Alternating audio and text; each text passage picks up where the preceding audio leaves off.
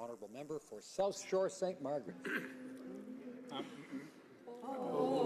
Canada, our home and native land, true patriot love in all of us command.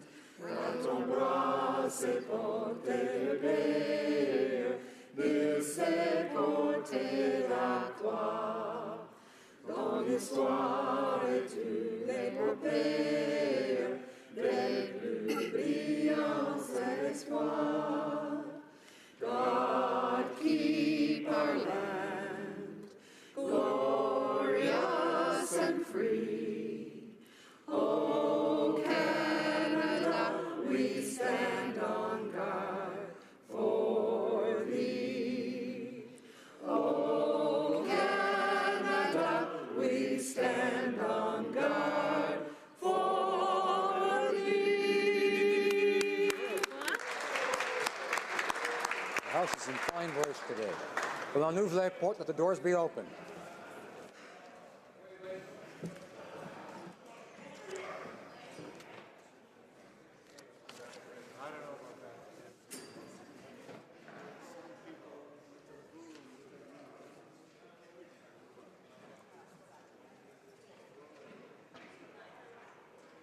Order.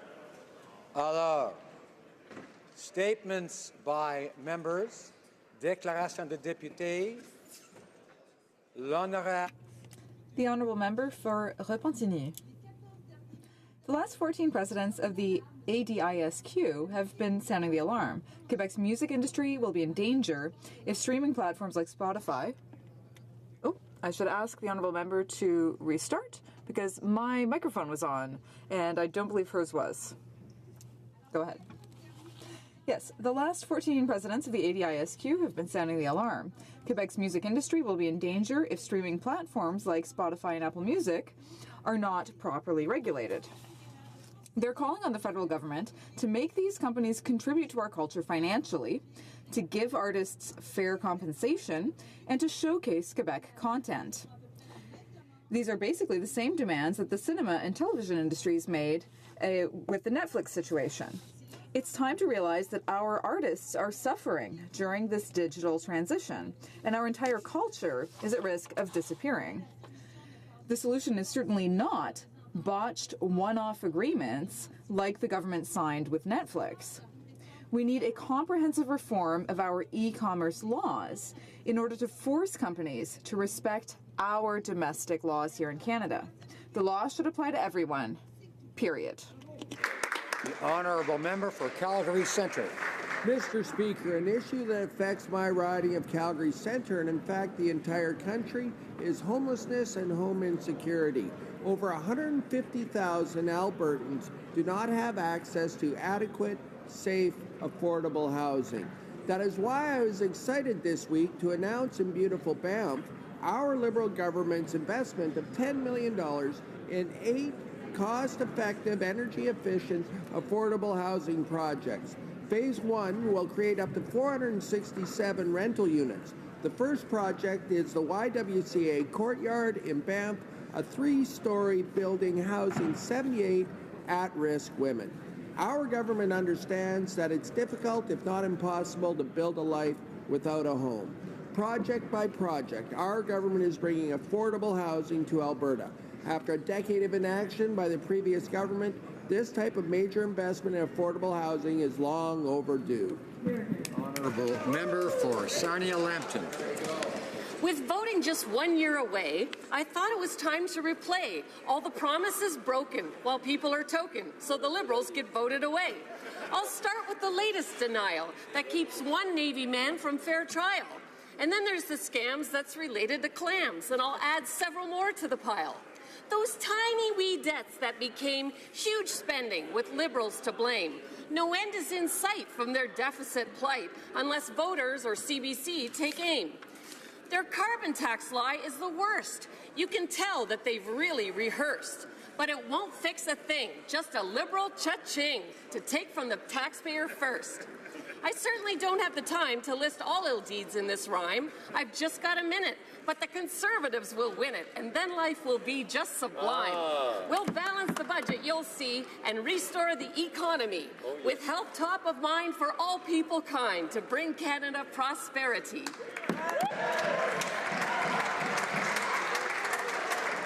The honourable member for Cumberland-Colchester. Thank you, Mr. Speaker. Yesterday marked a somber anniversary in the town of Spring Hill, Nova Scotia. It was at 8:06 p.m. on October 23, 1958, that Spring Hill changed forever. 174 coal miners went to work that morning, but only 99 came home. A natural disaster known as the Spring Hill bump occurred, collapsing the number 2 colliery, killing 75 miners.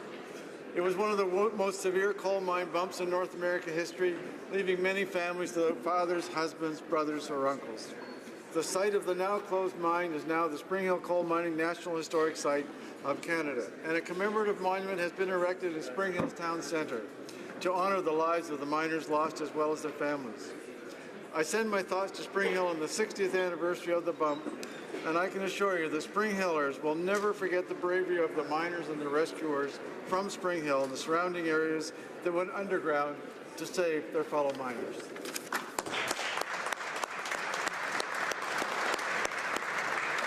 The honourable member for Elmwood-Transcona. Mr. Speaker, I rise today to recognize Concordia Hospital's 90 years of service to Northeast Winnipeg. In 1928, a group of newcomers came together to open a maternity hospital. It was such a success that it's been either moving or expanding ever since. It opened its current location in 1974 and since then has become a center of excellence in hip and knee surgery. It opened Concordia Place, offering more personal care home beds to Northeast Winnipeg, and its emergency room has offered needed care to people in crisis. Unfortunately, the provincial Conservative government plans to close the ER in the new year. Other ERs in Winnipeg have been replaced with urgent care centres, but for some reason, Northeast Winnipeg has been singled out to be the only part of the city losing 24/7 access to care.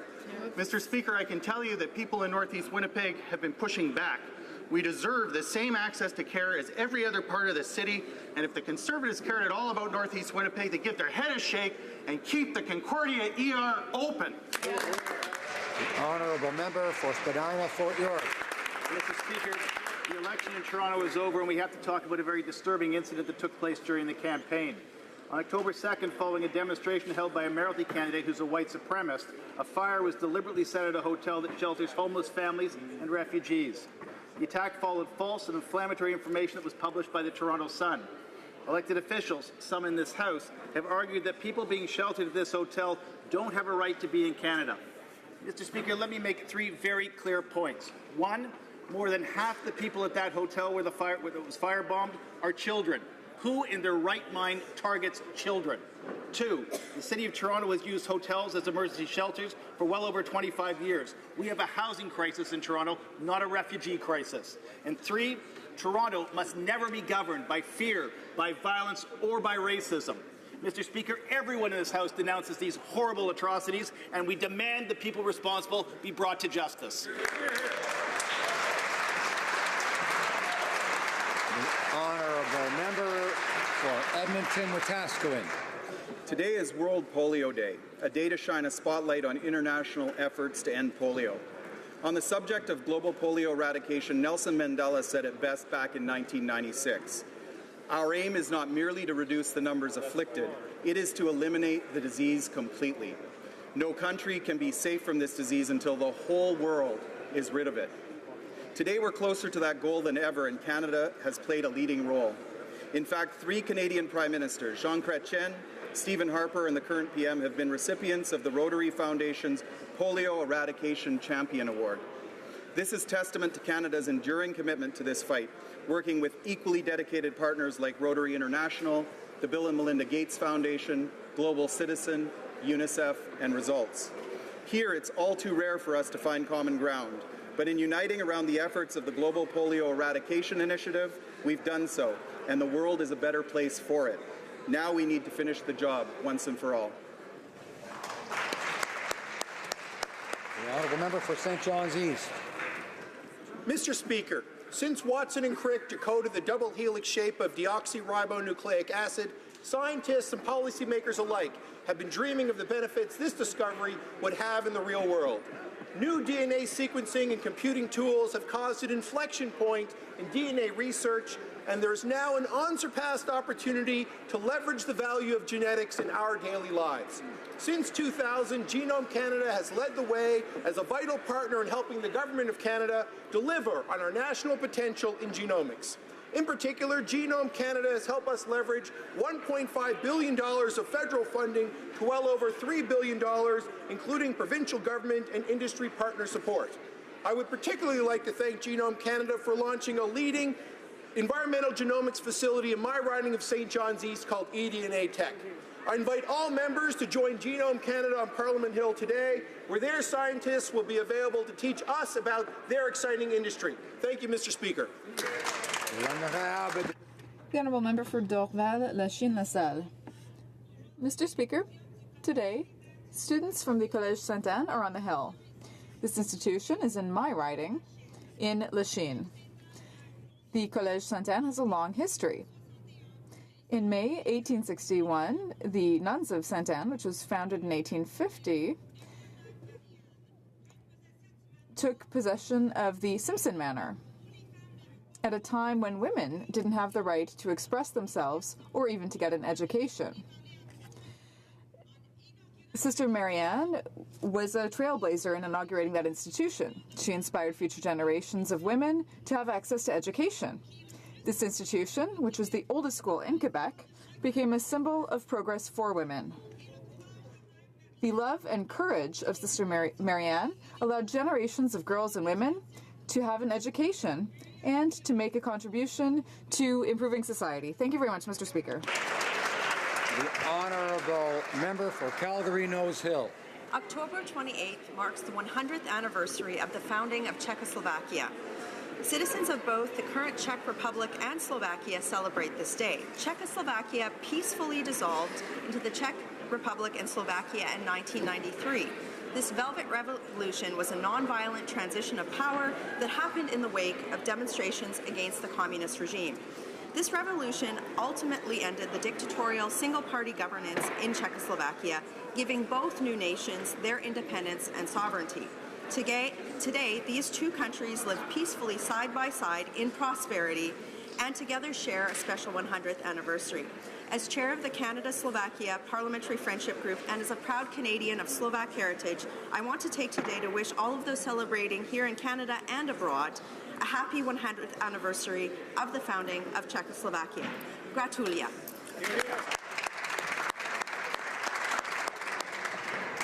The Honourable Member for Whitby.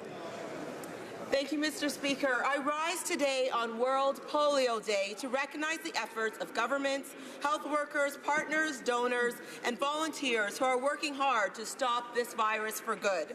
2 years ago, the Minister of International Development announced major Canadian support for the Global Polio Eradication Initiative, which seeks to end polio by 2020. The UN Foundation, CanWatch, Results Canada, Global Citizen, the Centre for Disease Control and Prevention, the World Health Organization, and UNICEF have been hustling to make this vision a reality.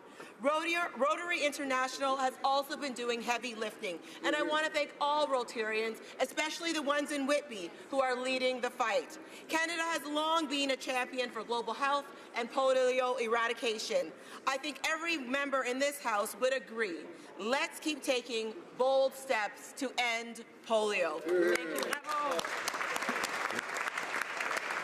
Honourable Member for Parkdale High Park.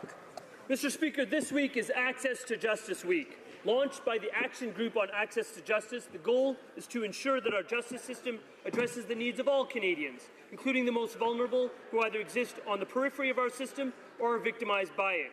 Mr. Speaker, we share this goal. Our government is committed to improving access to justice. In Bill C-78, we are streamlining family justice to make things less complex and less costly for single parents seeking the financial support they are owed, the vast majority of whom are single women. In Bill C-75, we are improving criminal justice to end peremptory challenges and ensure that our juries actually represent our communities, which will directly impact Indigenous persons and Black Canadians, two groups overrepresented in the criminal justice system. And we've overhauled our judicial appointment system because we know that accessing justice improves when Canadians can see themselves reflected on a more diverse bench. Mr. Speaker, access to justice is a priority for our government, not just this week, 52 weeks a year. Thank you. The honourable member for Brandon Souris.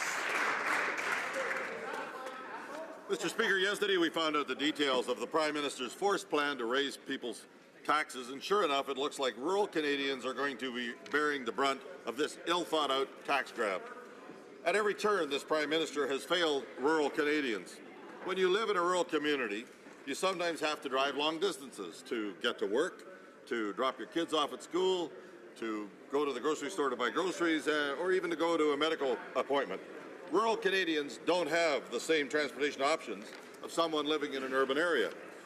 There is no magical subway for people to just jump on in the middle of the prairies. And I can assure the Prime Minister there's no designated bike lanes on the Trans-Canada Highway. So today I call on Liberal MPs from rural Canada to stand up to the Prime Minister. Fight for your constituents, oppose this carbon tax grab, and for heaven's sakes, don't let them financially hurt those who call rural Canada home. The honourable member for London West. Mr. Speaker, today is the first ever Brain Cancer Awareness Day in Canada. While we have made significant progress and advancements in various forms of cancer treatment, there is still much left to be done. That is why our government is undertaking a series of measures to modernize our healthcare system, so we'll be in a better position to provide greater access to new treatments for diseases like brain cancer. With disease awareness comes hope and support for research. I would like to recognize the Brain Tumor Foundation of Canada, a national non-profit organization based in London, Ontario.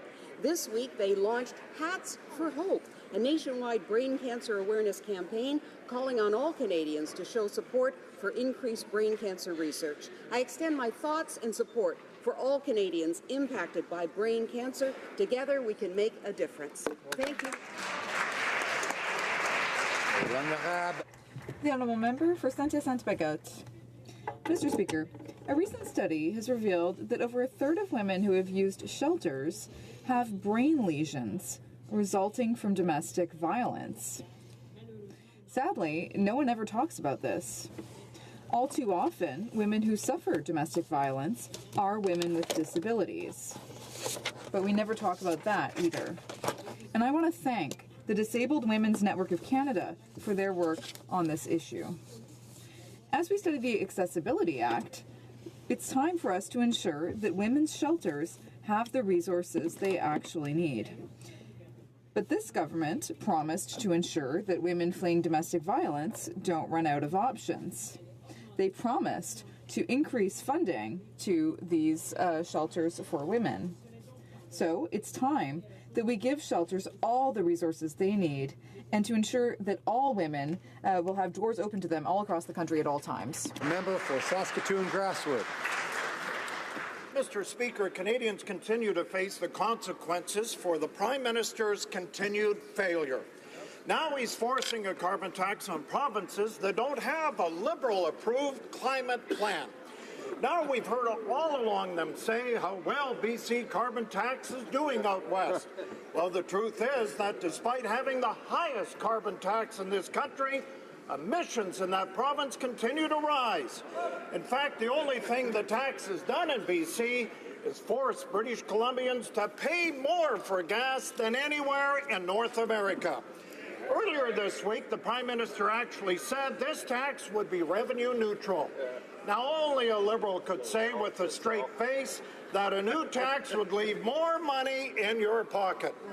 Like Brad Wall said last night, usually when someone tells you to send in money and you'll get more back in return, we all know it's an email phishing scam. The honourable member for Ottawa West Nepean. Mr. Speaker, October 24th is celebrated every year as United Nations Day. It is the anniversary of the Charter of the United Nations, which established the UN in 1945. It was recognized following the atrocities of World War II that a global forum was needed that would have at its foundation respect for human rights, peacekeeping, and the establishment of an international rules-based order. Since that time, the United Nations has been at the forefront of humanitarian interventions, peacekeeping and peacemaking, conflict prevention, and building vital diplomatic spaces for the discussion and resolution of global problems such as war, poverty, climate change, migration, preservation of cultural heritage, and more. I had the honor of working with UNDP and UN Women on projects to promote democracy, inclusive governance, and gender equality. And today, I pay tribute to all those Canadians who work so hard to build a better world for our children through their work with the United Nations. Thank you, Mr. Speaker.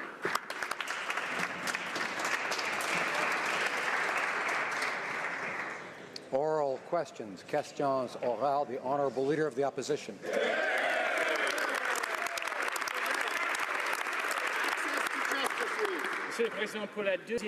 Mr. Speaker, for the second year in a row, the Prime Minister is attacking small business as opposed to large emitters, which will get special deals. SMEs will carry the entire burden of the carbon tax of the Prime Minister. Why? Every time this Prime Minister increases taxes, those who end up paying the most are the people who can do so the least. The Right Honourable the Prime Minister, Mr. Speaker, we are proud to reduce small business taxes to 9%. We have the lowest small business taxes in the G7. As for pricing pollution, we know Canadians expect us to take actions to fight climate change, and that's exactly what we are doing, while ensuring that families, small businesses and our institutions are protected during the transition period. That's exactly what we are doing. The Conservatives do not want to act, and they have no plan to fight climate change. The Leader of the Opposition. Protecting businesses, but it turns out that his carbon tax scheme protects large corporate emitters by giving them a massive exemption from the costs that they'll have to pay. Small businesses who will face rising fuel costs and home heating will have to bear the brunt of his new carbon tax plan. So the question is very simple. Will he grant the same exemption to small and medium-sized businesses that he's given to large corporate emitters? The Right Honourable Prime Minister. Mr. Speaker, that's simply not true. We're moving forward with putting a price on pollution, taking real action on fighting climate change, something that the Conservatives were unwilling and unable to do for 10 years while in government, and evidently continue to be unwilling to do. They have no plan to approach the fight against climate change, will not put a price on pollution. They want to make pollution free again. Well, we, Mr. Speaker, are putting a price on pollution and supporting families so they're actually better off with our plan to fight climate change. The Honourable Leader of the Opposition. Mr. Speaker, he can try to deflect attention all he wants, but the facts are in his own government's backgrounder. It says, and I quote, the federal system has two components, a charge on fossil fuels that will generally be paid by fuel producers or distributors, and a separate system for industrial facilities. Now, that separate system includes a massive exemption. The question again, will small and medium-sized businesses get the same deal? The Right Honourable Prime Minister. Mr. Speaker, if you, like the many Canadians who were watching my intervention yesterday, will see, I predicted that the Conservatives would end up trying to find rhetorical tricks to make this seem very complicated and very difficult. So let's make it very simple. We are putting a price on pollution because we want less pollution, and putting a price on it actually reduces pollution. At the same time, we are putting money in the pockets of Canadians to help them through the fight against climate change, because we know the Canadians expect real action. Real action they are incapable of. The Honourable Leader of the Opposition. Well, Mr. Speaker, the Prime Minister likes simplicity. Let me make it very simple for him.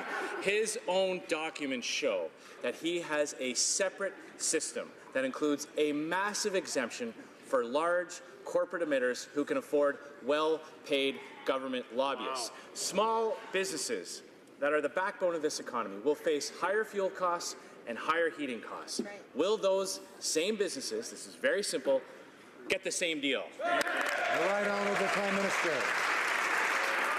Mr. Speaker, we are taking real action on a plan to fight climate change. Now, Mr. Speaker, the Conservatives evidently, as is their right, as is their responsibility, need to oppose, and that's fine, they will. They will find faults with our plan to concretely fight climate change and support Canadians. The question, Mr. Speaker, is Canadians aren't satisfied with just opposition. They want to know what is his plan, what is their plan to tackle the greatest global challenge we are facing right now. What is their plan, Mr. Speaker, to fight climate change? The Honourable Leader of the Opposition. Mr. Speaker, the Prime Minister will have plenty of opportunities to ask me questions after the next election.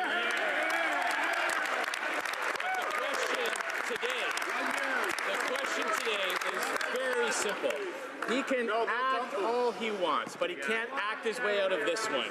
He has given a special deal to large corporate emitters. Small businesses with 4 and 5 employees will face massive new costs under his plan. Will they receive the same deal that government lobbyists secured for large corporate emitters? Yes or no? Right honourable Prime Minister. Mr. Speaker, Canadians will be faced with a very simple question over the next 12 months. Do they want to act on climate change and protect future generations or not? It's very clear that the Conservatives are unwilling to take leadership and action on the fight against climate change. We have put forward a comprehensive plan that actually involves a price on pollution and many measures across the economy that will demonstrate that we can not only fight climate change, but benefit Canadians and grow the economy at the same time. They have no plan. We have a strong.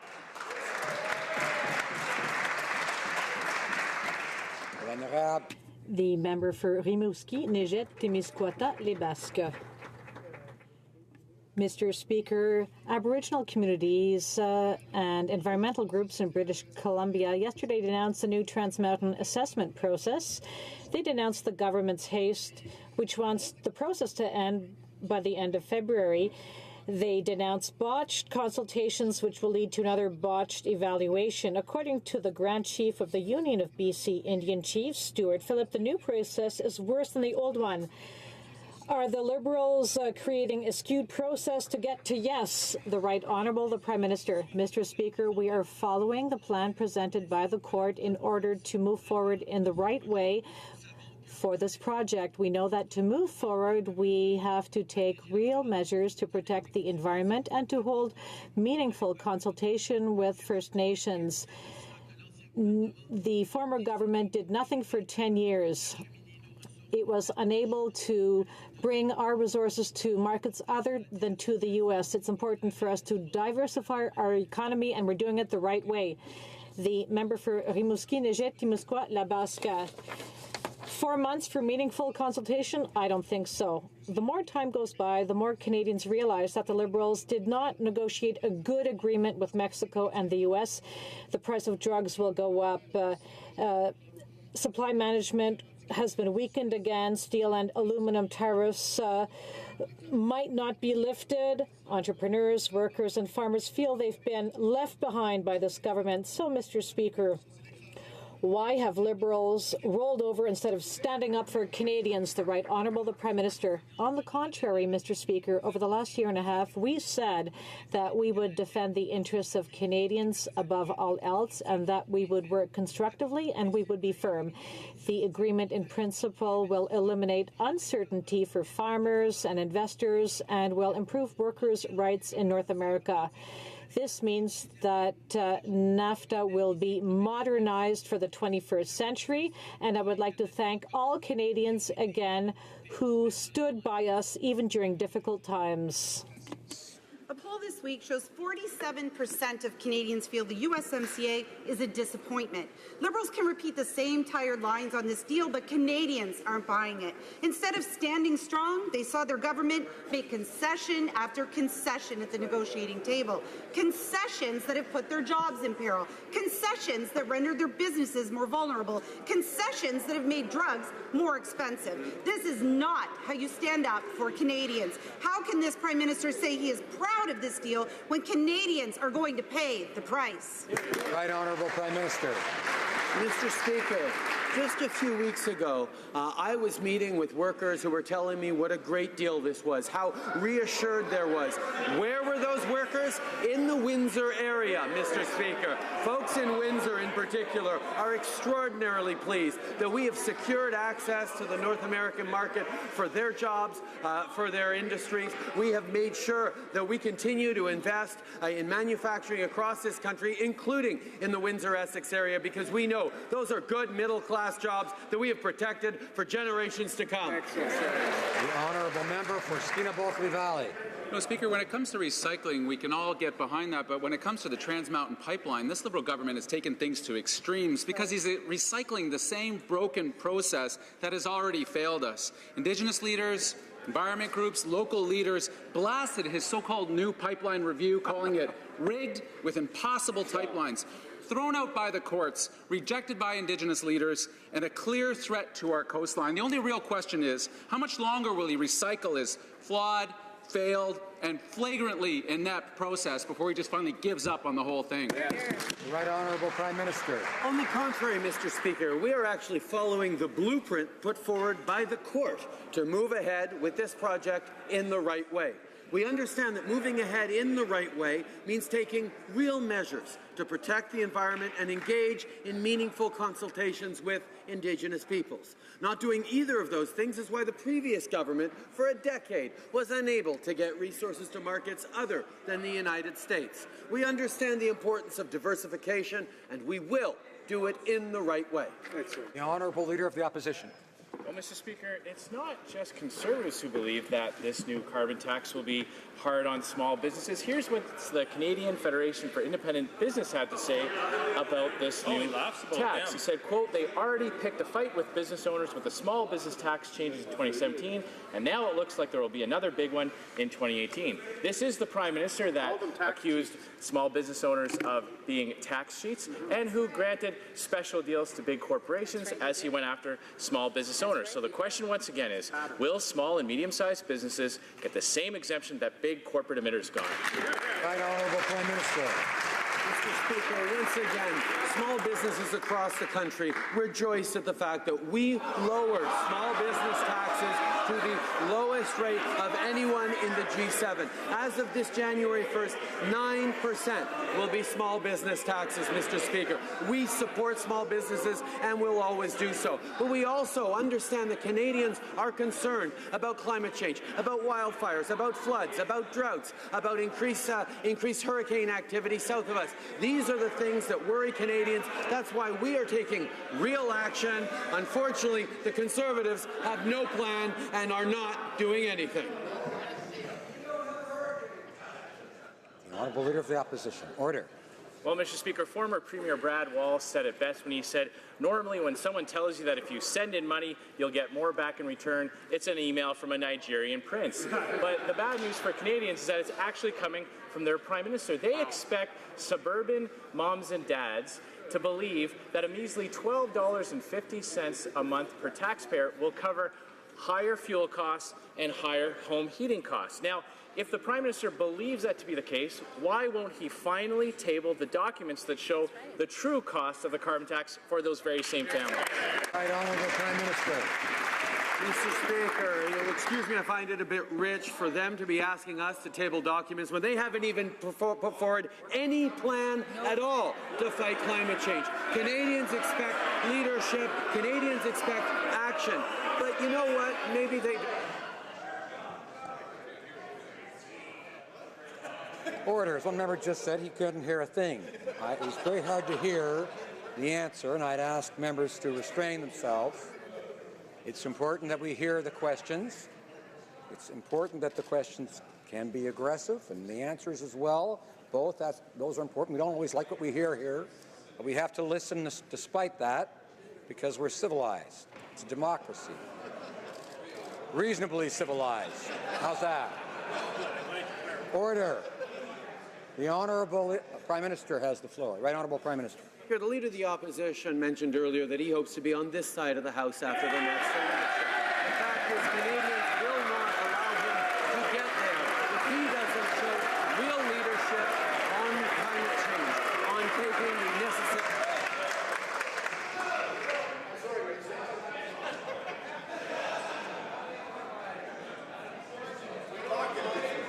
Order.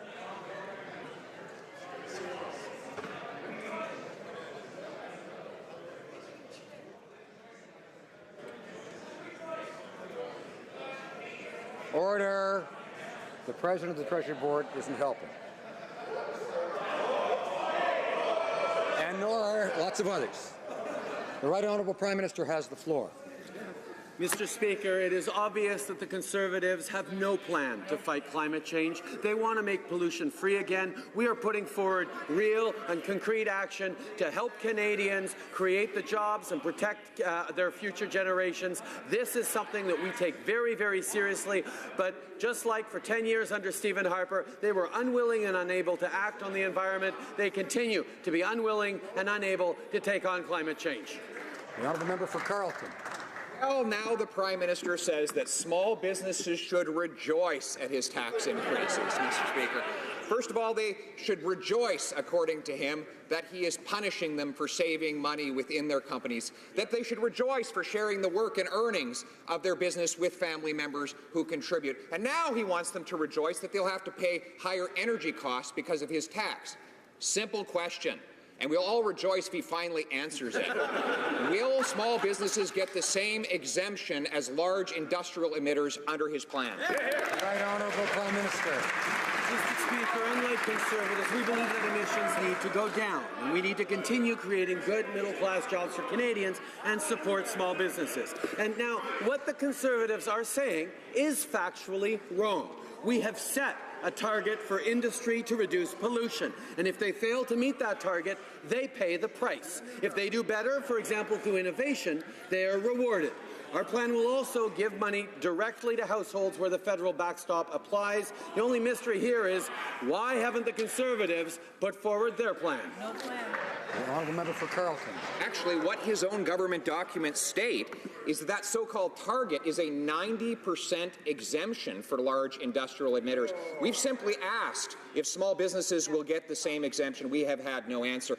And in light of that, he still thinks that Canadian taxpayers should believe that if he puts his hands in their left pocket, he'll give some of it back in their right pocket. Mr. Speaker, his own documents admit the government will collect more in taxes than it gives out in rebates. Isn't that proof that this is just another Liberal tax grab? Yes. Right Honourable Prime Minister.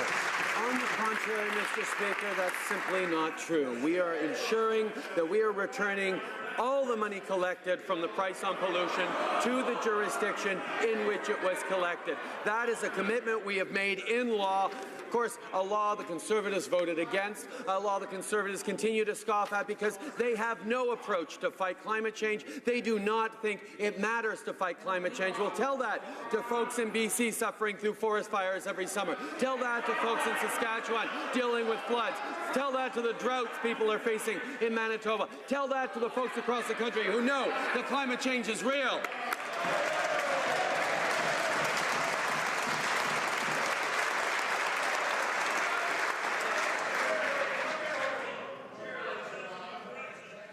There seem to be a lot of members who think they can talk in this place without being called upon.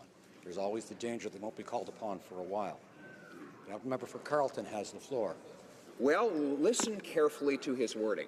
All the money collected from taxpayers will be returned to the jurisdiction, not to the taxpayer. Wow. That is a key distinction. The government plans to spend the money. The rule here is if Canadians send it, this Prime Minister will spend it. That is distinct from making taxpayers whole for their costs. This will be especially hard for suburban commuters, hockey moms, and middle-class people who will pay more and get less, all so that this Prime Minister can spend it all in the jurisdiction of his choice. Isn't that a tax? Right, Honourable Prime Minister. Mr. Speaker, I thank the member opposite for allowing me to remind this House that we're actually giving a 10% top-up to small and rural communities, because we know that we need to make sure that everyone has the proper support as we move forward with a price on pollution. But specifically, our plan to put a price on pollution will encourage companies to innovate and pollute less while ensuring they create good jobs for Canadians. Our system sets aside $1.45 billion from pollution pricing in order to support small and medium-sized businesses, because we know that small and medium-sized businesses are core. The honourable member for Carleton. He's talking about the billions he's going to spend, which is precisely what we predicted. They are collecting this tax so that they can spend it how they choose. In fact, just in Ontario alone, they admit they will collect $1.4 billion more in taxes than they will give out in rebates to individuals and families. That money, that difference, is the net tax grab on Canadians, especially suburban commuters, soccer moms, and average ordinary families. Isn't that yet more proof that this is just another Liberal tax grab? The right honourable Prime Minister. I'm afraid I'm going to have to channel my former profession of a teacher when I point out that if the member opposite spent as much time trying to worm around and confuse everyone with our plan and spent it more on developing his own plan to fight climate change, we'd all be better off, and he would have something more intelligent to say. Mr. Speaker, we are fighting climate change, and we're doing it in a real way, on real terms, because that's what Canadians expect.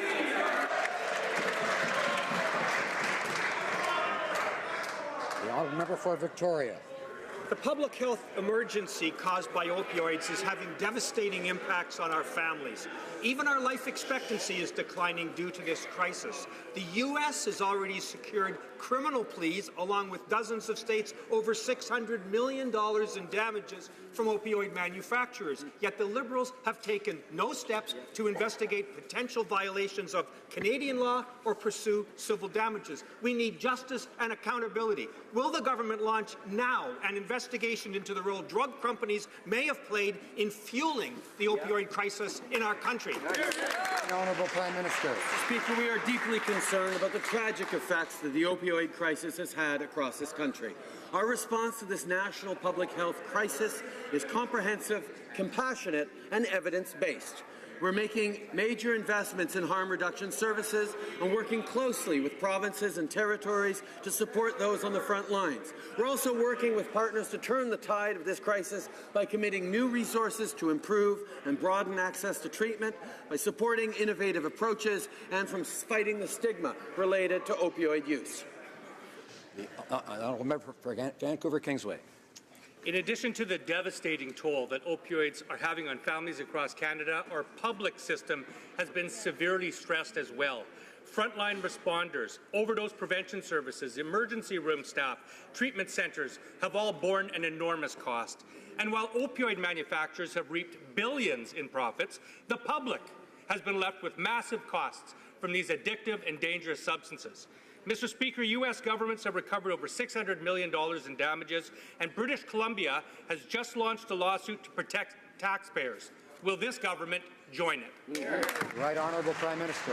Speaker, as you know, this opioid crisis is something that affects us all deeply, and on which Canada is taking significant leadership, primarily by working with frontline responders and the provinces and municipalities to put forward the measures that they need. We're going to continue to work with the provinces on initiatives that they think can help, because we realize the devastating impact on families, on communities, on people right across this country that this opioid epidemic has given. The Honourable Leader of the Opposition. Mr. Speaker, I want to begin by expressing my heartfelt condolences to the family of Constable Catherine Campbell. She was truly a hero to her community, and we will always remember her contributions and her sacrifice. The government...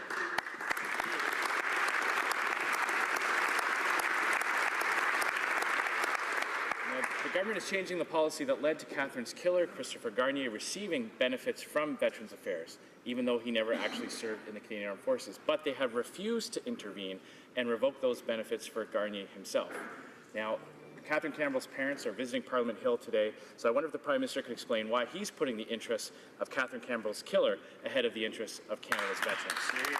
The Right Honourable Prime Minister. Mr. Speaker, our hearts and the hearts of all Canadians go out to Susan and Dwight and all of Constable Campbell's family.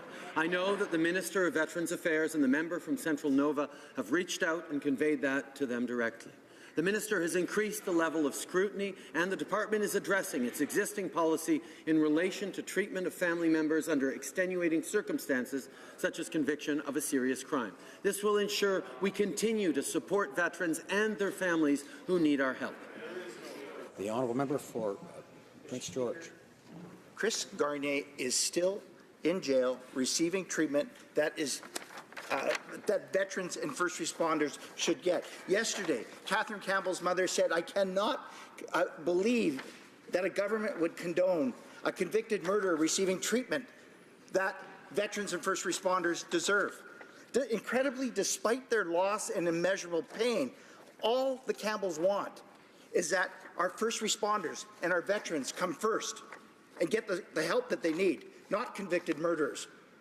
Can the Prime Minister look the Campbells in the eyes and tell them why Chris Garnier continues to receive this treatment? The Right Honourable Prime Minister. Mr. Speaker, every member in this House is grieving with Constable Campbell's family. This is a tragic situation, and the Minister has taken steps to address the policy to ensure that this does not occur moving forward. The Minister has increased the level of scrutiny, and the Department is addressing its existing policy in relation to treatment of family members under extenuating circumstances such as conviction of a serious crime. This ensures that we will continue to support veterans and their families who need our help while maintaining the integrity of the system. The Honourable Member for Red Deer Lacombe. Mr. Speaker, enough is enough. The family is right here in Ottawa, and they deserve an answer. The real question is, does the Prime Minister think that this murderer should be getting veterans' benefits? And if he does, he should say so. And if he doesn't, he should tell us what he's going to do to stop these payments. Will he finally give the Campbell family and veterans a straight answer? The Right Honourable Prime Minister. Mr. Speaker, what happened in this case should not have happened. The Minister has taken steps to address this policy and ensure that this ceases with cases going forward. But because a veteran is involved, I am not allowed to discuss what benefits he or his family may or may not be receiving. The Honourable Member for Brantford Brant. Mr. Speaker, every Liberal in this House voted to maintain the benefits to the murderer, Chris Garnier. Every one of them stood to maintain the benefits. True leaders, when they realize a mistake has been made, correct it. Chris Garnier never served one minute of his life in a military uniform, yet he's getting benefits that veterans are waiting for. This is outrageous, and we demand this government take leadership and revoke his benefits. The Right Honourable Prime Minister. Mr. Speaker, what happened should not have happened. We are ensuring that going forward, these cases will not reoccur. We are changing the policy. We understand how important it is to support veterans and their families, and we're making sure that we do that in an appropriate and responsible way. But because this is an issue that affects directly a veteran and his family members, we will not be commenting on the specifics of this case because we respect the privacy of members who've served in this country. The Honourable Member for Windsor-Tecumseh. In January, this government announced that it will establish a Canadian Ombudsperson for a Responsible Enterprise, also known as CORE. CORE's job is to investigate the allegations of human rights abuses linked to Canadian corporate activity abroad. But here we are, 10 months later, and that's all that's been done, is that announcement. One meeting, one phone call. No ombudsperson has been named yet, and no mandate yet. Canadians expect our government to uphold corporate responsibility abroad. So when will we see real action on this new human rights watchdog? The Right Honourable Prime Minister. Mr. Speaker, it's important to this government, it's important to all Canadians that Canadian companies around the world respect the values and the laws that we cherish here in Canada. That's why we're moving forward on a process to do a better job of holding Canadian companies overseas to account. We look forward to continuing to work with all members in this House to make sure that we're doing it the right way, in a way that will meet the high expectations of Canadians and continue to demonstrate our capacity to create growth and success around the world. Honourable Member for Timmins, James Bay. Steve Fobister Sr. of Grassy Narrows died of mercury poisoning. That's a fact. 17-year-old Calvin Copenez died of mercury poisoning. That's a fact. Children who are suffering ongoing mercury poisoning have been denied special education funding for 6 years, and that's a fact. And what's also a fact is that this Prime Minister promised the people of Grassy Narrows that he would clean up that river, quote, once and for all, and not a dime has been spent. So what's it going to take for this Prime Minister to admit that people are still being poisoned and for his government to pay their share to clean up the Wabigoon and English River systems once and for all for these people? The Right Honourable Prime Minister. Mr. Speaker, our government is actively engaged with communities to support their health needs. Last November, we affirmed our government's commitment to funding the treatment centre that the people of Grassy Narrows need and rightfully deserve. We're actively engaged with the community to move them forward. We're working closely with both communities to determine their needs and priorities. The Honourable Member for Guelph. Mr. Speaker, our plan to create jobs and grow the middle class with programs like the Canada Child Benefit is working in Guelph and across the country. The latest Stats Canada Labour Force survey showed something I'm proud to share, Mr. Speaker.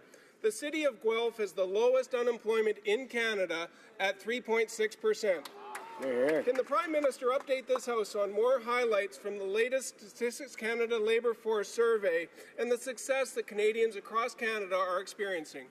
Honourable Prime Minister. Mr. Speaker, I thank the member from Guelph for his tireless work in his community and congratulate the people of Guelph for the success that they're building. We were elected to grow our economy and support the middle class. The growth in Guelph is just one example of how Canadians are succeeding thanks to our plan. We've been working hard with Canadians all across the country who've created over 500,000 full-time jobs. We know the job does not end here. We will continue to invest in Canadians to grow the middle class and help all those working hard to join it. Mr. Speaker, on November 20th, the journalist for CBC, James Cudmore, made public the Liberal decision to cancel the contract for Davy.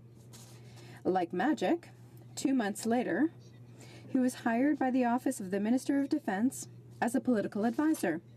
My question is simple. Did the Prime Minister or the Office of the Minister of Defence arrange to hire this reporter to make him stop reporting on the Liberals' political interference in the Davy contract? The Right Honourable Prime Minister.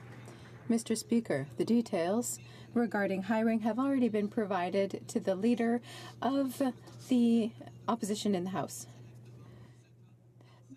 We are not going to continue to comment on a matter that is linked to a matter that is currently before the courts. The Honourable Member for Richmond, Arthabaska. Mr. Speaker, we just asked when James Cudmore received a job offer to work for the Office of the Minister of Defence. No answer for 3 days. We asked if it was to prevent him from continuing to report on the Liberals' political interference in the file of the contract for Davy Shipyard. Still no answer. Mr. Speaker, this reeks of Liberal scheming. What is the Prime Minister hiding? The Right Honourable Prime Minister. Mr. Speaker, details regarding this hire have already been provided to the Leader of the Opposition. The Opposition is simply trying to pursue a matter on the floor of the House of Commons, and we are not going to comment on a matter that is currently before the courts. Mr. Speaker, I believe the question that the government was asked to answer was the date on which the offer was made, and that's the information that we will continue to seek. Now, Mr. Speaker, right after swearing in 2015, the Cabinet and the government set up a secret Cabinet committee. And in the secret Cabinet committee, it had one purpose, and that was to stop the procurement of a Navy vessel. Now, interestingly enough, Mr. Speaker, in their attempt to cover it up, they are now denying documents for a fair trial in the spirit of Access to Justice Week. Will the Prime Minister release these documents? The Right Honourable Prime Minister. Mr. Speaker, these employment details were already provided to the opposition House Leader. The Conservatives are simply trying to indirectly prosecute an ongoing court case in this House. We will not comment on an ongoing court case. The Honourable Member for Milton. Mr. Speaker, what I'm looking for comment on is the reason why the Prime Minister is withholding documents for a straight-up defense of a person accused of a serious crime. Now, if he won't tell us who he's protecting, maybe I can surmise that it was the President of the Treasury Board who did receive a letter from Irving asking for his intervention. But I also note, Mr. Speaker, that the current Minister of Intergovernmental Affairs did not post his conflict screen until 3 months after the secret cabinet meeting. So I'm wondering, Mr. Speaker, is that who the Prime Minister is protecting? Right Honourable Prime Minister. Mr. Speaker, the member opposite, and indeed the Conservatives in general, used to understand that you cannot comment on an ongoing court case. That is why they cited that rule in this House over 300 times when they were in government. We respect the independence of the judicial system, and we will not comment. L'Honorable Député de Salaberry-sur-Roi. The Honourable Member for Salaberry-sur-Roi. Mr. Speaker, there are 40 Liberal MPs for Quebec, but they are clearly not listening to Quebecers. Opposition to Energy Est is nearly unanimous, but when the Conservatives promised to bring it back, the Liberals left the door wide open. To actually be heard in Ottawa, do you have to be a lobbyist for the oil industry? How much does it cost to buy the attention of an opposition leader or a prime minister? $1,500 for a private dinner? Because that's pretty cheap to threaten the main source of drinking water for all of Quebec. The Right Honourable Prime Minister. I encourage members of the NDP to follow the news and to look into the rules that we set up for public funding. We are open and transparent with regard to all political donations. Why are they still hiding behind their secret fundraisers? We need more transparency as we are demonstrating ourselves. We are always open to investments, but they must follow the right procedures. That's what all Canadians, including Quebecers, expect. The Honourable Member for Rosemont-la-Petite-Patrie. I know a bunch of Quebecers that are going to be worried about the Prime Minister's answer because they want to defend our rivers and our access to drinking water. Mr. Speaker, we need to bring out the big guns to fight climate change, but the Prime Minister is just pulling out a slingshot. As for the Conservatives, they're missing the mark and have declared war on Quebec by promising the return of Energy East. We're in trouble. The Liberal-Conservative Coalition for Pipelines could not care less about the environment. What I want is for the Prime Minister to say here and now that he will commit to never bringing back the Energy East pipeline. Does he have the courage to do that, or is he the puppet of the oil lobby? I encourage members to be careful in their commentary and to avoid the appearance of insult. The Right Honourable Prime Minister. Mr. Speaker, the NDP has a great deal of rhetoric but never acts. We've set up a concrete plan that is going to achieve the greenhouse gas emission targets because we're putting a price on pollution. We understand that we have to create jobs and a greener and more prosperous future for all Canadians. That's exactly the balance that we show that we've understood. We've heard from Quebecers and Canadians. The NDP, for their part, are still setting the economy and the environment against each other, which doesn't work for all Canadians or Quebecers. The Honourable Member for Charlebourg-Haute-Saint-Charles. Mr. Speaker, I'll ask my question differently. We're not talking about the case of Vice Admiral Norman. What the Conservatives want to know is if the Prime Minister hired the reporter, James Cudmore, so that he would stop informing the public of the maneuvers of the Liberal government against Davie Shipyard. The Right Honourable Prime Minister. The Honourable Member for Durham. November 4th, the Liberal cabinet was sworn in, and within days, they were trying to change the Davie contract. CBC journalist James Cudmore wrote 3 stories on this controversy.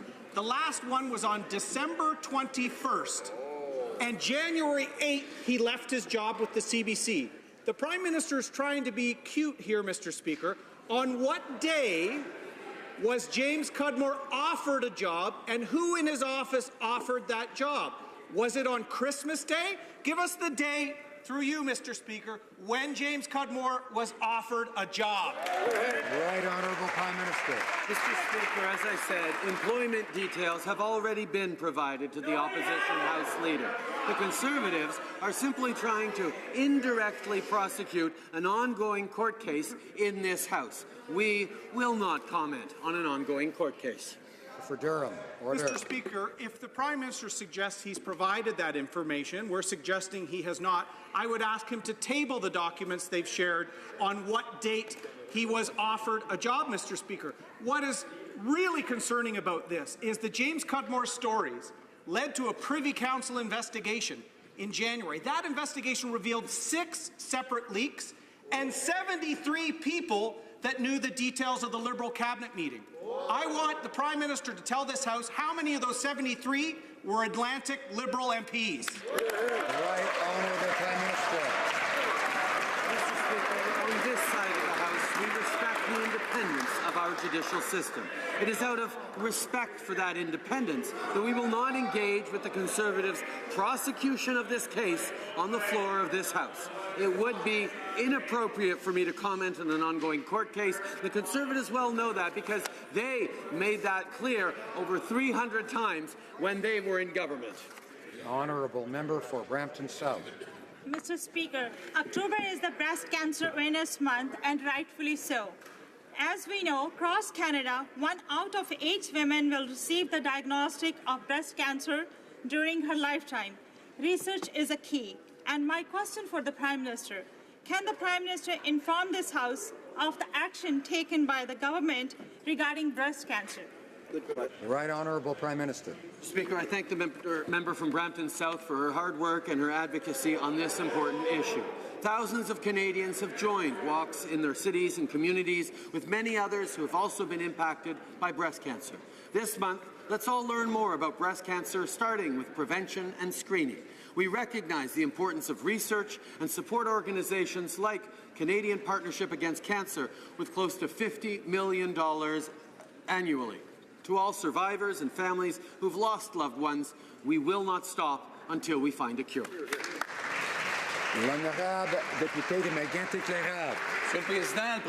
Mr. Speaker, the Prime Minister is a good actor but a very bad negotiator.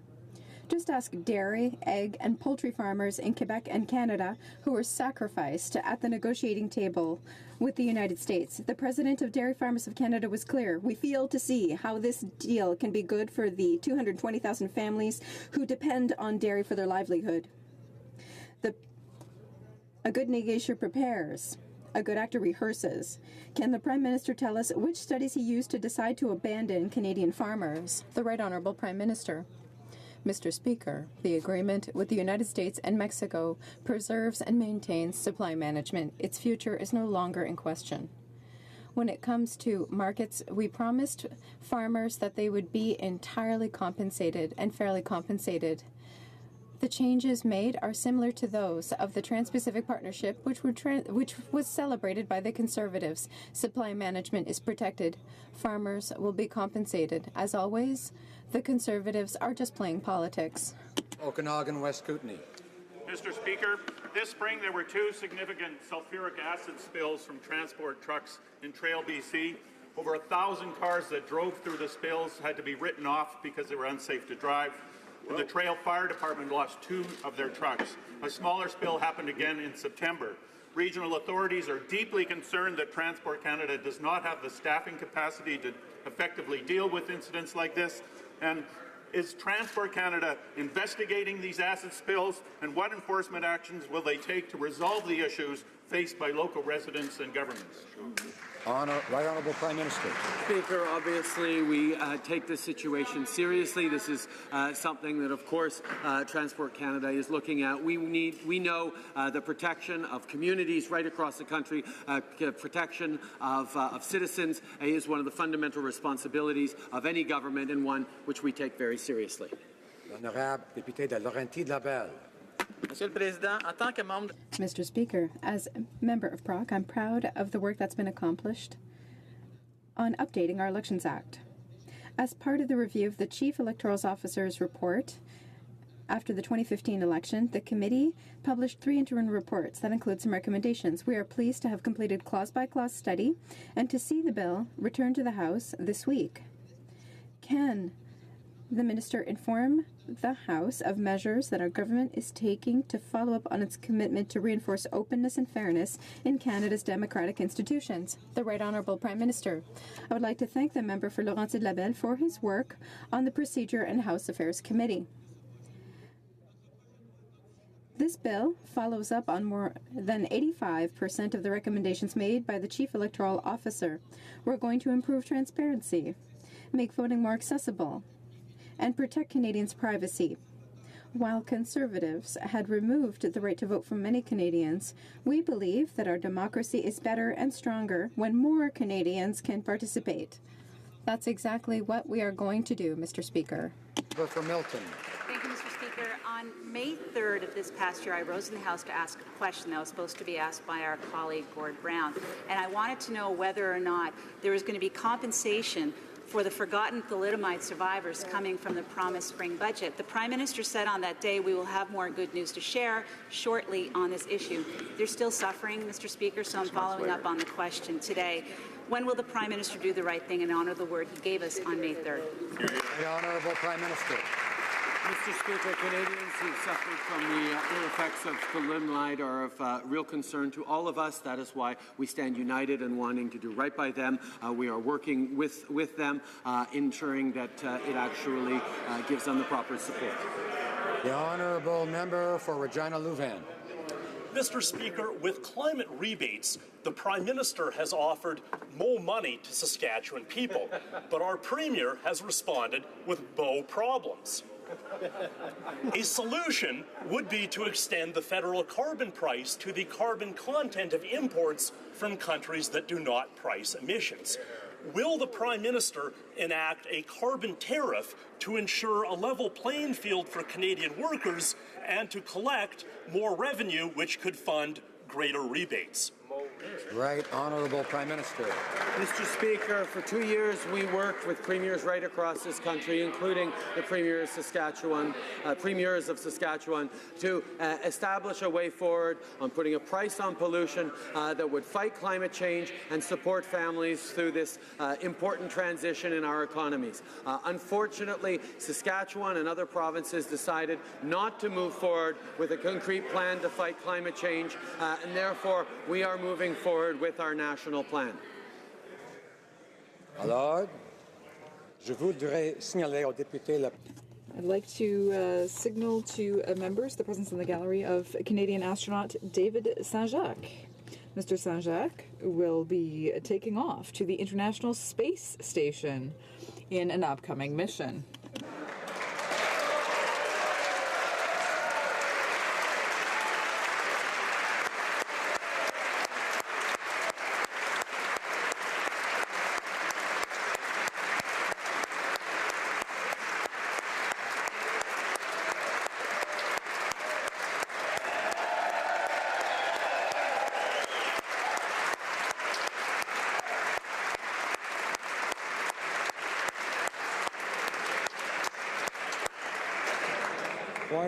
Point of order, the Honourable Member for Grant Perry Mackenzie.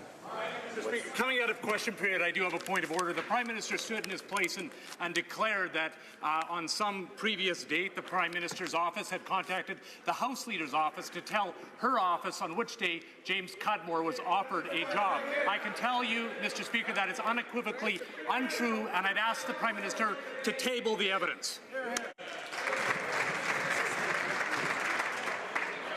Thank the Honourable Member. This sounds like debate. Tabling of documents.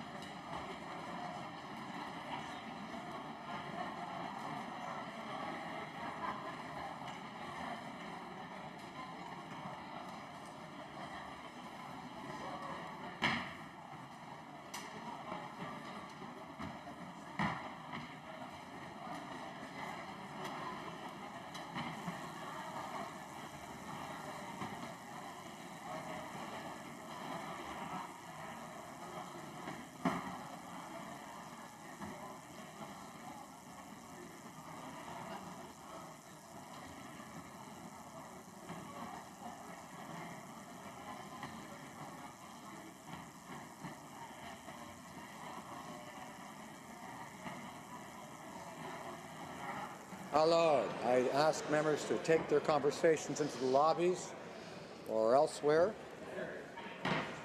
Tabling of documents. The Honourable President of the Treasury Board. Mr. Speaker, a message from Her Excellency, the Governor General, signed by her own hand.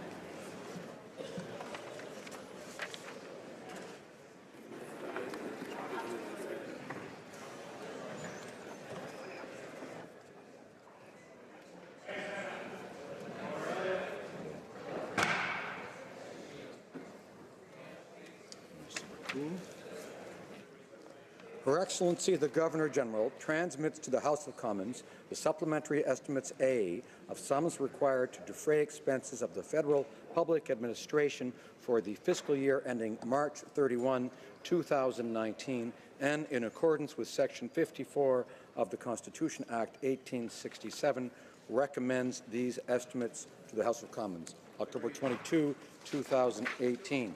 Son Excellence.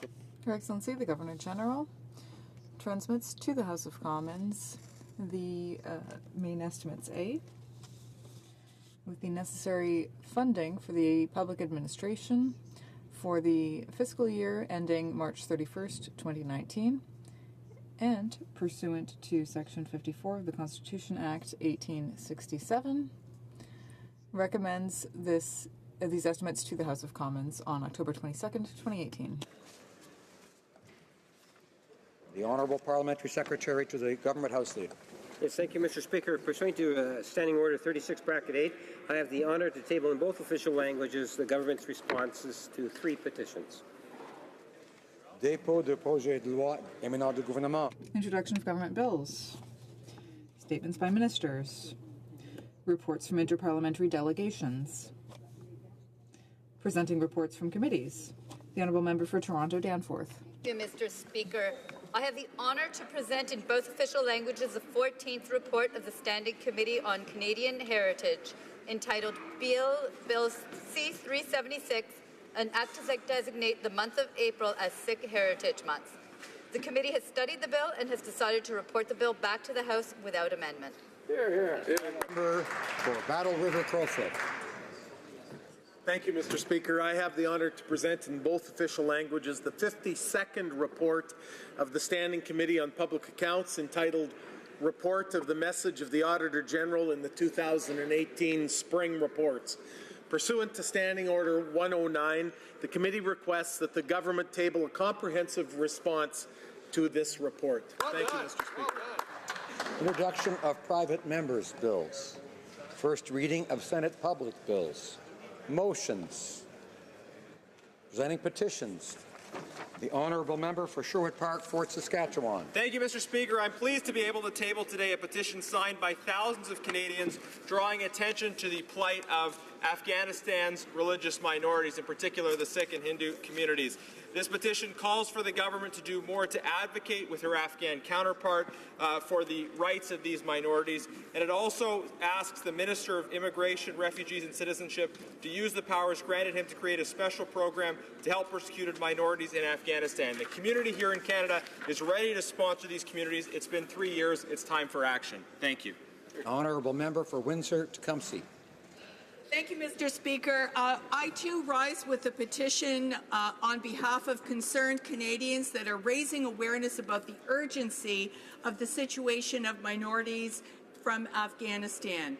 They urge this government to act with special and existing programming to address the plight of these people that do need our help urgently today. And so I'm tabling this with thanks to the member from Sherwood Park, Fort Saskatchewan, for his initiative in organizing us all together to make this very strong statement with the avenue of petitions. Member for Saanich Gulf Islands. Thank you, Mr. Speaker. It's an honor to rise in this place today and to present a petition from thousands of Canadians who are deeply concerned about the plight of religious minorities in Afghanistan, particularly Hindus and Sikhs, who have been subjected to significant persecution. The petitioner specifically asked that the Minister of Immigration, Refugees and Citizenship create a program that will enable these persecuted minorities to find refuge in Canada, and they further asked the Minister of Global Affairs to raise this issue internationally and to pressure Afghanistan to respect human rights. I also wish to thank the honourable member from Sherwood Park, Fort Saskatchewan, for his fine work on this issue. Member for Milton. She would like to present a petition signed by thousands of concerned Canadians regarding the situation in Afghanistan with respect to Sikhs and Hindus and their difficulty in having sponsorship here in Canada. Mr. Speaker, this petition is calling upon the Minister of Immigration, Refugee and Citizenship to use his powers to create a special program to help persecuted minorities in Afghanistan, and also asking the Minister of Global Affairs to raise this issue that is so very pressing. For Markham Unionville. Thank you, Mr. Speaker. I too have a petition signed by the thousands of Canadians asking for the government to do more for the plight of the Afghani Sikhs and Hindus. Mr. Speaker, at one time there was over 200,000 people lived in Afghanistan, and now they've gone down to less than 1,000 people. We are asking the government to do more to bring them back to the country. Thank you, Mr. Speaker. The member for Kitchener-Conestoga. Thank you, Mr. Speaker. I have a petition here signed by many residents of Canada that are drawing attention to the House of Commons that at one time Sikhs and Hindus of Afghanistan numbered in the hundreds of thousands, and today less than 5,000 remain. They're calling on the minister, pointing out to the minister that he already has the power by legislation to allow vulnerable minorities to come to Canada as privately sponsored refugees directly from the country where they face persecution, and they're further urging the minister to raise the persecution faced by this community with their Afghan counterpart and to strongly advocate for more to be done to protect them. Thank you, Mr. Speaker. The honourable member for Peace River Westlock. Thank you, Mr. Speaker. Mr. Speaker, I too would like to raise my voice and present a petition. The people that have signed this petition are stating that the Sikh and Hindu communities of Canada are ready to sponsor people from Afghanistan.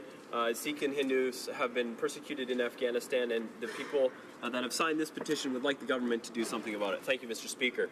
Député de Vimy. The honourable member for Vimy. Thank you, Mr. Speaker. I'd like to table a petition that I've sponsored, which has been simplified for presentation in the House.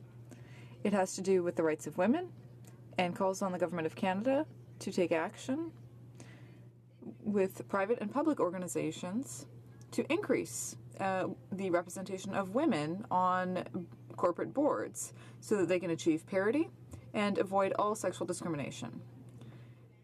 This petition has been signed by 582 people. Thank you. De Trois-Rivières. Honourable member for Trois-Rivières. Thank you, Mr. Speaker. I've risen a number of times in this House to add more signatures to a petition calling on the Minister of Transport to fund the return of the high-speed via rail train. It would only have positive effects. Notably, it would help reduce greenhouse gas emissions. It would help people move. It would help develop regional economies. And the citizens of Trois-Rivières have been waiting for over 25 years for this train service to be restored. So we hope that the next budget will provide a solution. I also have a petition signed by a large number of people in the community. It's really a matter of consensus. The honourable member for London Fanshawe. Speaker, and I have a petition from Londoners in support of postal banking. And as you know, nearly 2 million Canadians desperately need an alternative to payday lenders. These predators are crippling the poor, marginalized, rural, and Indigenous communities with lending rates that are quite simply outrageous. There are 3,800 postal outlets in Canada where there are few or no banks. And Canada Post has the infrastructure to make a rapid transition to include postal banking. And so the petitioners call upon the Government of Canada to enact my motion, M166, to create a committee to study and propose a plan for postal banking under the Canada Post Corporation. Thank you, Speaker. Pat Langford. Thank you, Mr. Speaker. I've got a petition here signed by many members of my community in Cowichan, Malahat, Langford, who recognize that plastics in our oceans, lakes, rivers, and other bodies of water pose a very dire threat to sensitive ecosystems, wildlife, communities, and individuals. And they realize that these plastics make their way into these waterways through a variety of methods, not the least of which is direct consumer and industrial waste disposal. Therefore, they want the federal government to initiate an oceans plastic strategy in conjunction with the provinces, municipalities, and Indigenous communities, stop the plastic debris from going through stormwater outfalls and ending up basically in our sensitive ecosystems. Thank you, Mr. Speaker. Honourable Member for Edmonton-Griesbach. Mr. Speaker, I have the honour today to present a petition from constituents regarding bus safety and standards. The petitioners are calling on the House of Commons to promote better standards for public transit buses, including more secure workspaces to prevent assaults on bus operators. Presenting petitions, présentation de pétitions. Questions on the order paper. The Honourable Parliamentary Secretary to the Government House Leader. Thank you, Mr. Speaker. I would ask that all questions be allowed to stand at this time, please. Is it agreed? Agreed and so ordered. Notices of motion for production of papers. The Honourable Parliamentary Secretary. Again, Mr. Speaker, I would ask that all notices of motions for the production of papers also be allowed to stand at this time, please. Is it agreed? Agreed and so ordered. Orders of the day. I am now prepared to rule on the point of order raised on October 23, 2018 by the Honourable Member for Perth-Wellington regarding Bill C-76, an act to amend the Canada Elections Act and another act to make certain consequential amendments. The Honourable Member objects to an amendment adopted by the Standing Committee on Procedure and House Affairs, sometimes called PROC at this place, on the basis that it amends a section of the Parent Act not amended by the bill. He argues that the committee went beyond the mandate the House had given it and urges the chair to strike the amendment from the bill. He notes that speakers have exercised this power in the past to deal with inadmissible amendments adopted by a committee. Je remercie le député d'avoir soulevé cette question. I am grateful to the honourable member for having raised the matter, as it affords me the opportunity to clear up a misconception about what is commonly referred to as the Parent Act rule. As the honourable member no doubt noted, the passage he cited concerning this rule, found at page 771 of House of Commons Procedure and Practice, is contained in a section about relevance. The Parent Act rule, that is, the idea that an amendment should not amend an act or a section not already amended by a bill, rests on a presumption that such an amendment would not be relevant to the bill.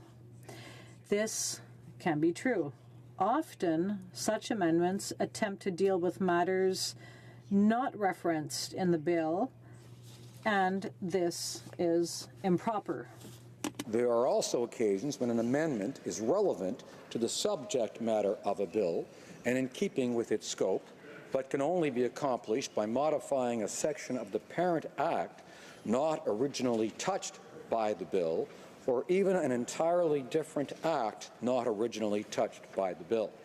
This is especially so when the amendments are consequential to other decisions taken by a committee or by the House. In the present case, an amendment adopted by the committee creates a new section 510.001 of the Canada Elections Act. This section would empower the Commissioner of Canada Elections to request and obtain certain financial documents from political parties. The honourable member made no suggestion that this amendment was inadmissible. He objects, however, to a related amendment to Section 498 of the Act that makes it an offence to refuse to comply with the Commissioner's request. Section 498, while not originally part of the bill, is the section that spells out offences relating to Part 19 of the Act, which is where the new section 510.001 would be found. I have trouble seeing how this could be considered irrelevant to the bill. Were I to accept the honourable member's argument, then we would find ourselves in the strange circumstance of allowing an amendment that creates a new obligation, but refusing an amendment that spells out the consequences for failing to comply with that new obligation. The Parent Act rule was never intended to be applied blindly as a substitute for proper judgment as to the relevance of an amendment. Clearly, amendments that arise as a direct consequence of other admissible amendments should be considered relevant to the bill, even if they are made to a section of the Parent Act otherwise unamended. Le député a relevé que nos...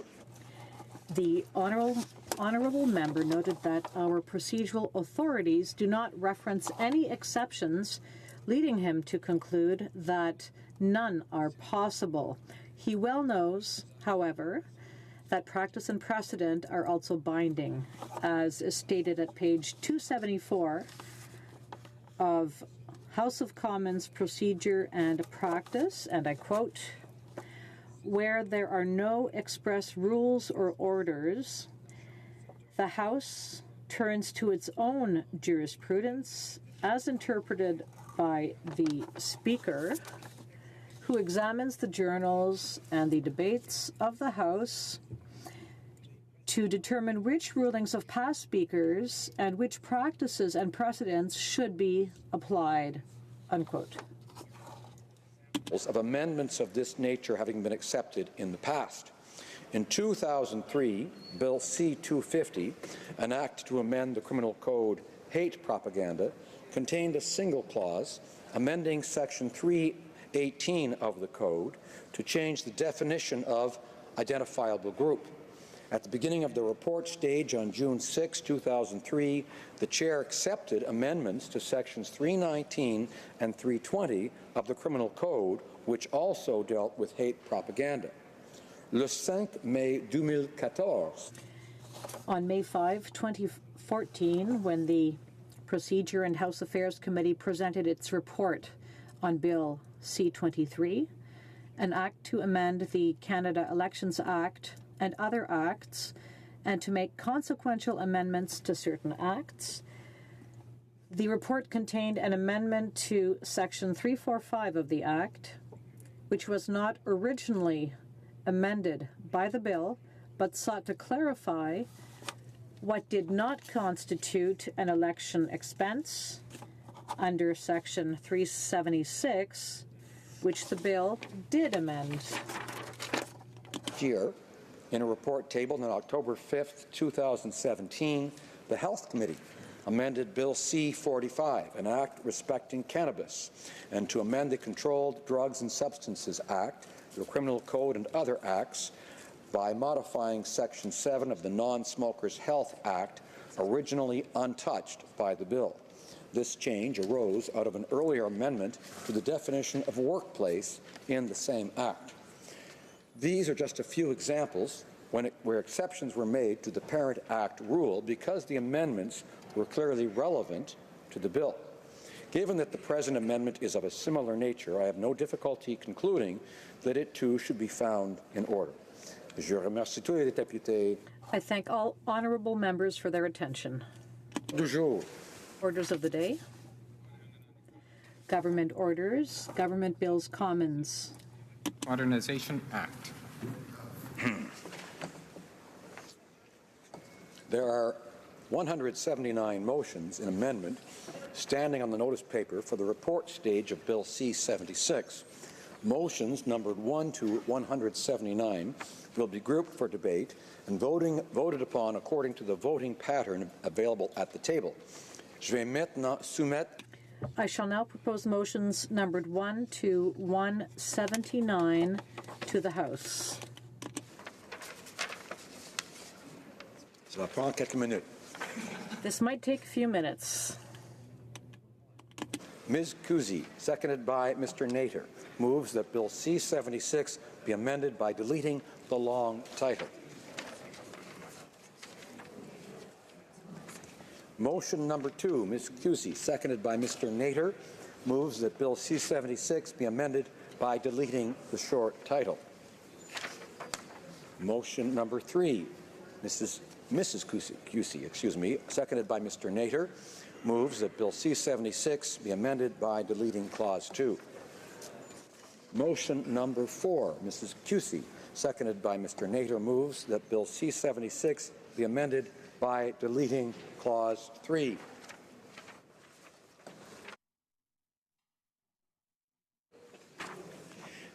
Motion number 5, Mrs. Cusi, seconded by Mr. Nader, moves that Bill C-76 be amended by deleting Clause 5. Motion number 6, Mrs. Cusi, seconded by Mr. Nader, moves that Bill C-76 be amended by deleting Clause 6. Motion number 7, Mrs. Cusi, seconded by Mr. Nader, moves that Bill C-76 be amended by deleting Clause 7. Motion number 8, Mrs. Cusi, seconded by Mr. Nader, moves that Bill C-76 be amended by deleting Clause 8.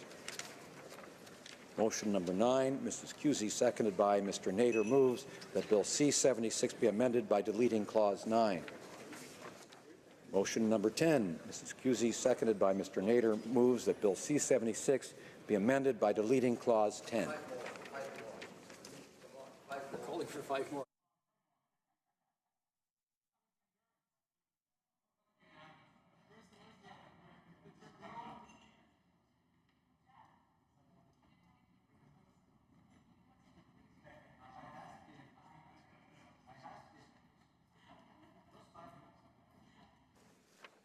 Motion number 11, Ms. Cusi, seconded by Mr. Nader, moves that Bill C-76 be amended by deleting Clause 12. Motion number 12, Ms. Cusi, seconded by Mr. Nader, moves that Bill C-76 be amended by deleting Clause 13. Motion numéro 13, Madame Cusi. Motion number 13, Ms.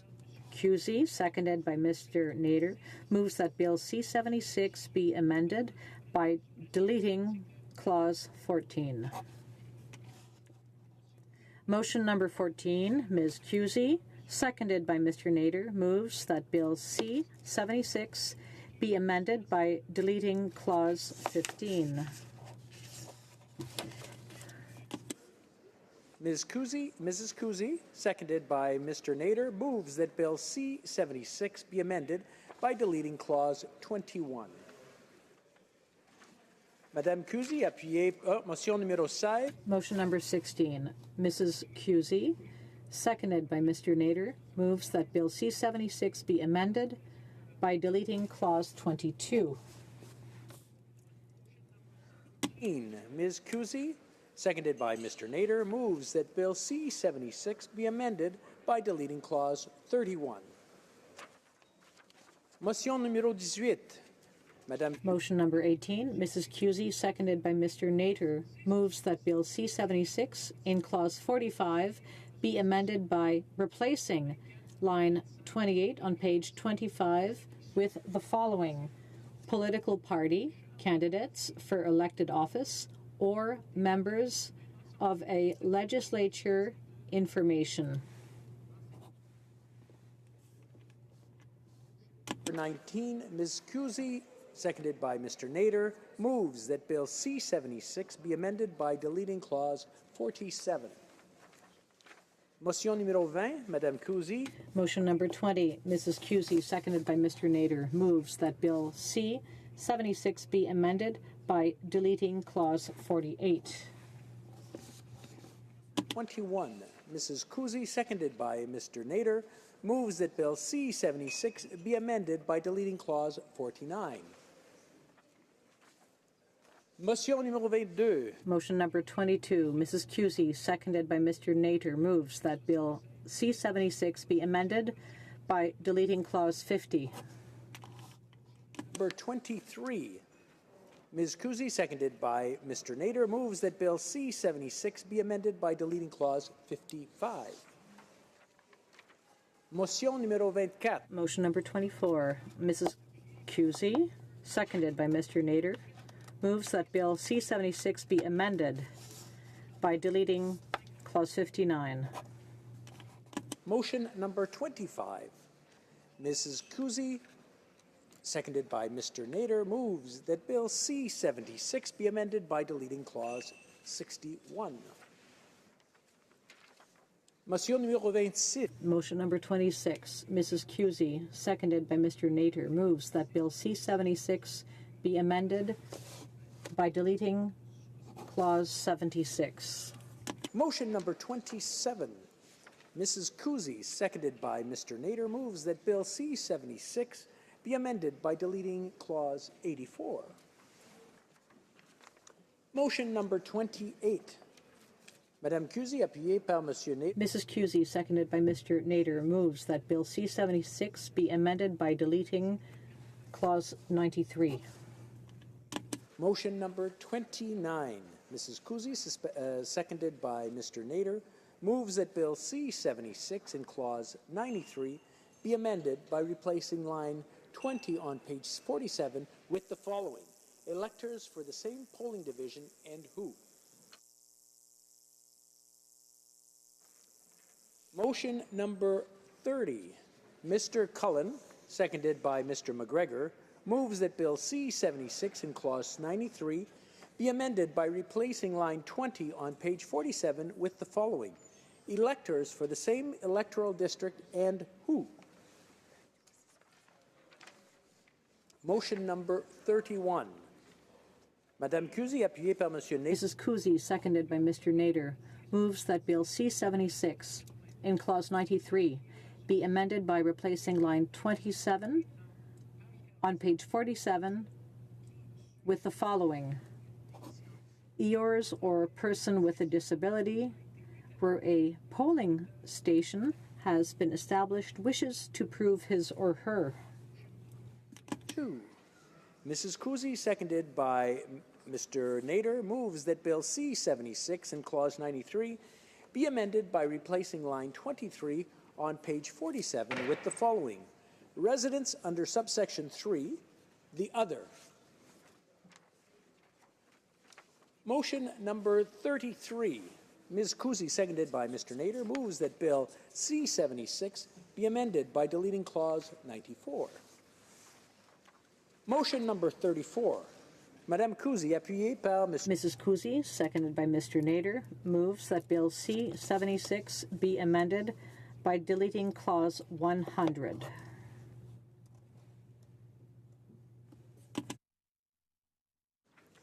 Motion numéro 35.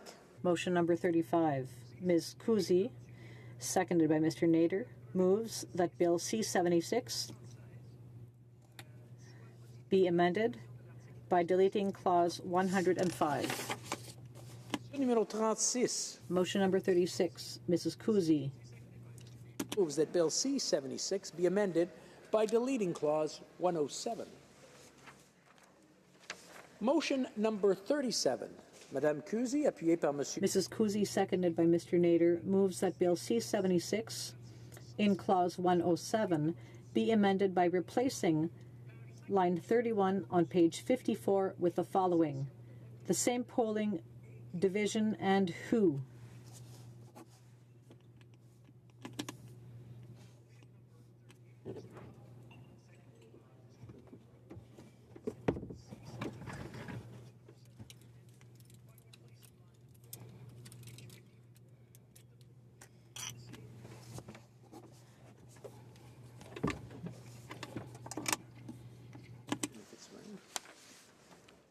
Motion number 39, Madame Kuzi. Mrs. Kuzi, seconded by Mr. Nader, moves that Bill C-76 in Clause 107 be amended by replacing line 9 on page 55 with the following: or persons with a disability where a polling station has been established wishes to prove his or her.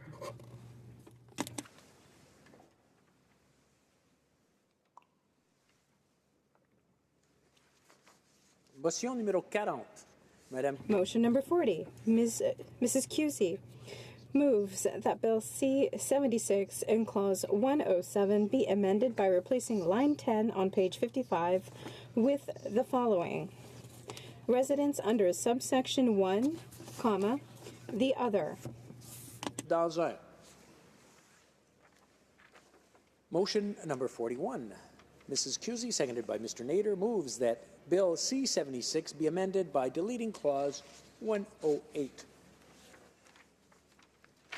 Motion numéro 42.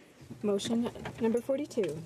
Mrs. Cusey, seconded by Mr. Nader, moves that Bill C-76 be amended by deleting Clause 115.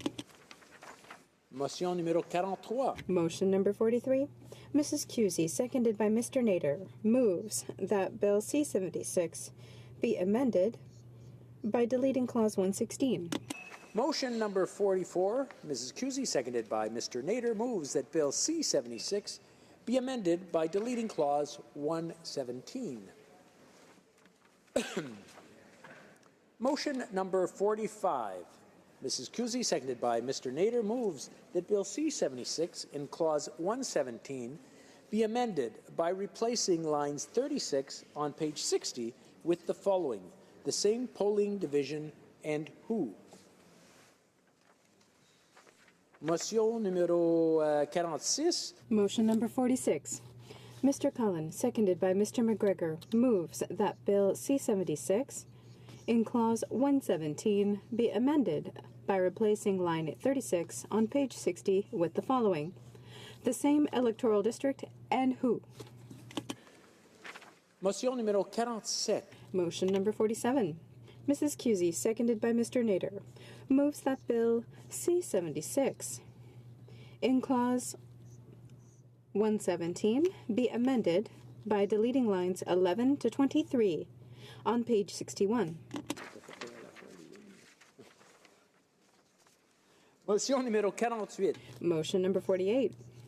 Ms. Cusey, seconded by Mr. Nader. Is that Bill C-76 in Clause 117 be amended by replacing line 14 on page 61 with the following: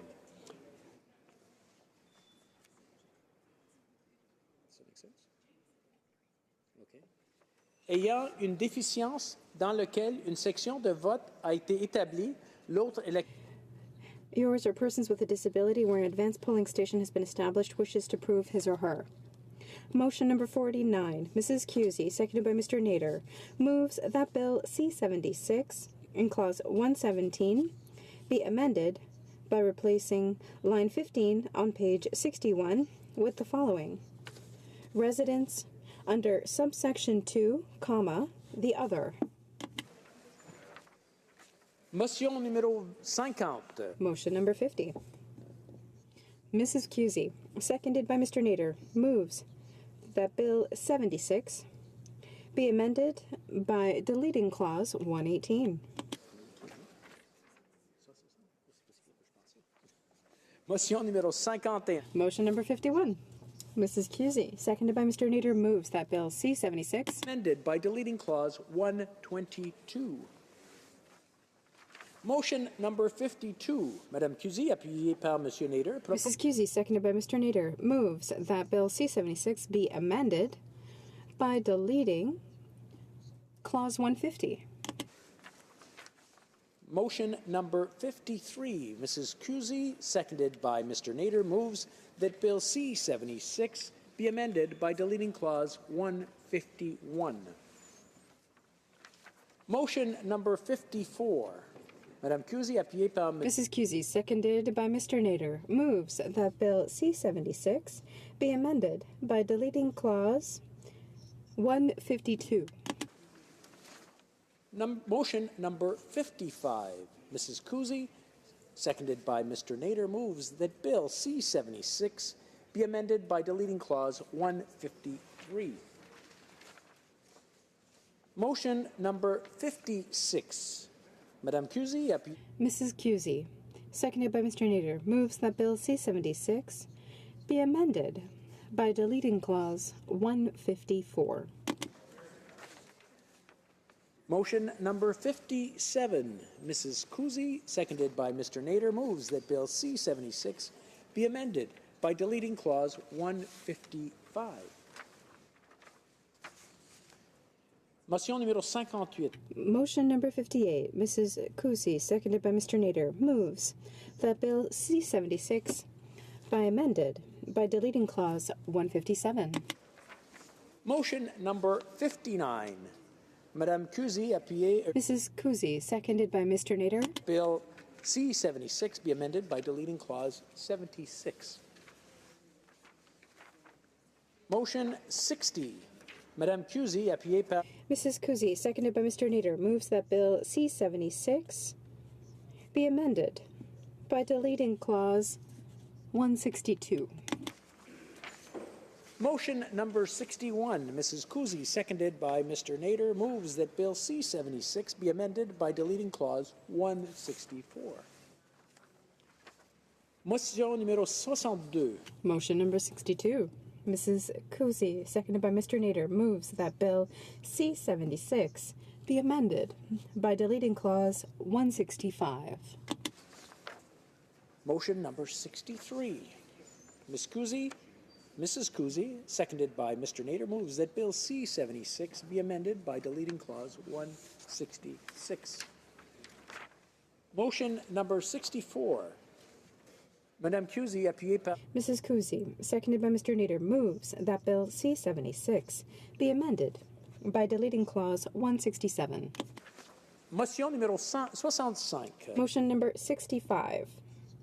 Mrs. Kuzi, seconded by Mr. Nader. Bill C-76 be amended by deleting Clause 168. Motion number 66.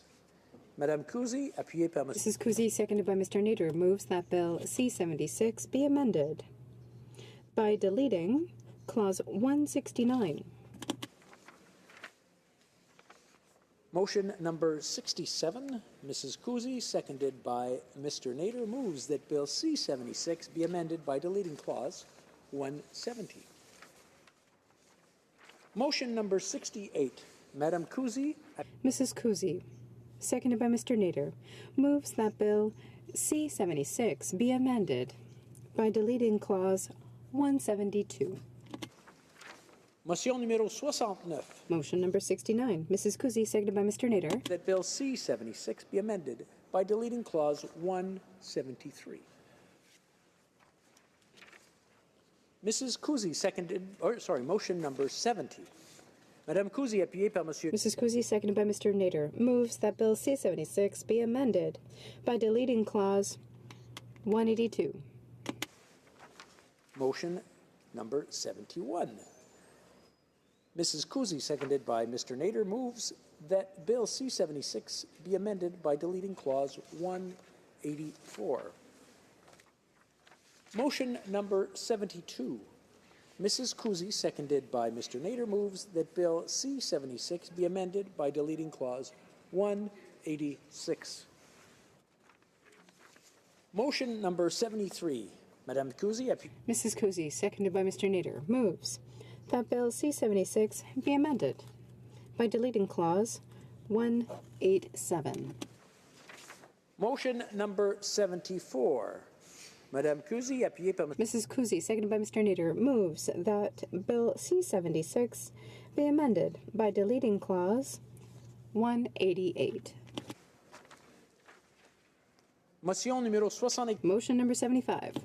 Ms. Chager, seconded by Ms. Fitzpatrick, moves that Bill C-76 in Clause 190 be amended by replacing lines 16 and 17 on page 99 with the following. C. The person who vouches for does not reside in a polling division assigned to the same polling station as the polling division in which the other person resides or in the. Motion 76. Monsieur Cullen, appuyé par Mr. Cullen, seconded by Mr. McGregor, moves that Bill C-76 in Clause 190 be amended by replacing line 17 on page 99 with the following. Same electoral district as the other person or in the. Motion 77. Mrs. Kuzi, seconded by Mr. Nader, moves that Bill C-76 in Clause 190 be amended by replacing line 30 on page 100 with the following. B. They knowingly make or publish a false statement in respect of a candidate in that election, a registered party that has endorsed a candidate in that election, or the leader of such a registered party, or. Motion number 78. Monsieur Cullen, appuyé par Mr. Cullen, seconded by Mr. McGregor, moves that Bill C-76 in Clause 190 be amended by replacing line 30 on page 100 with the following. E. They knowingly make or publish a false statement that is prohibited under paragraph 91, 1A or B, in respect of a candidate in that election, a registered party that has endorsed a candidate in that election, the leader of such a registered party, or the electoral district association of such a registered party, or. Motion number 79.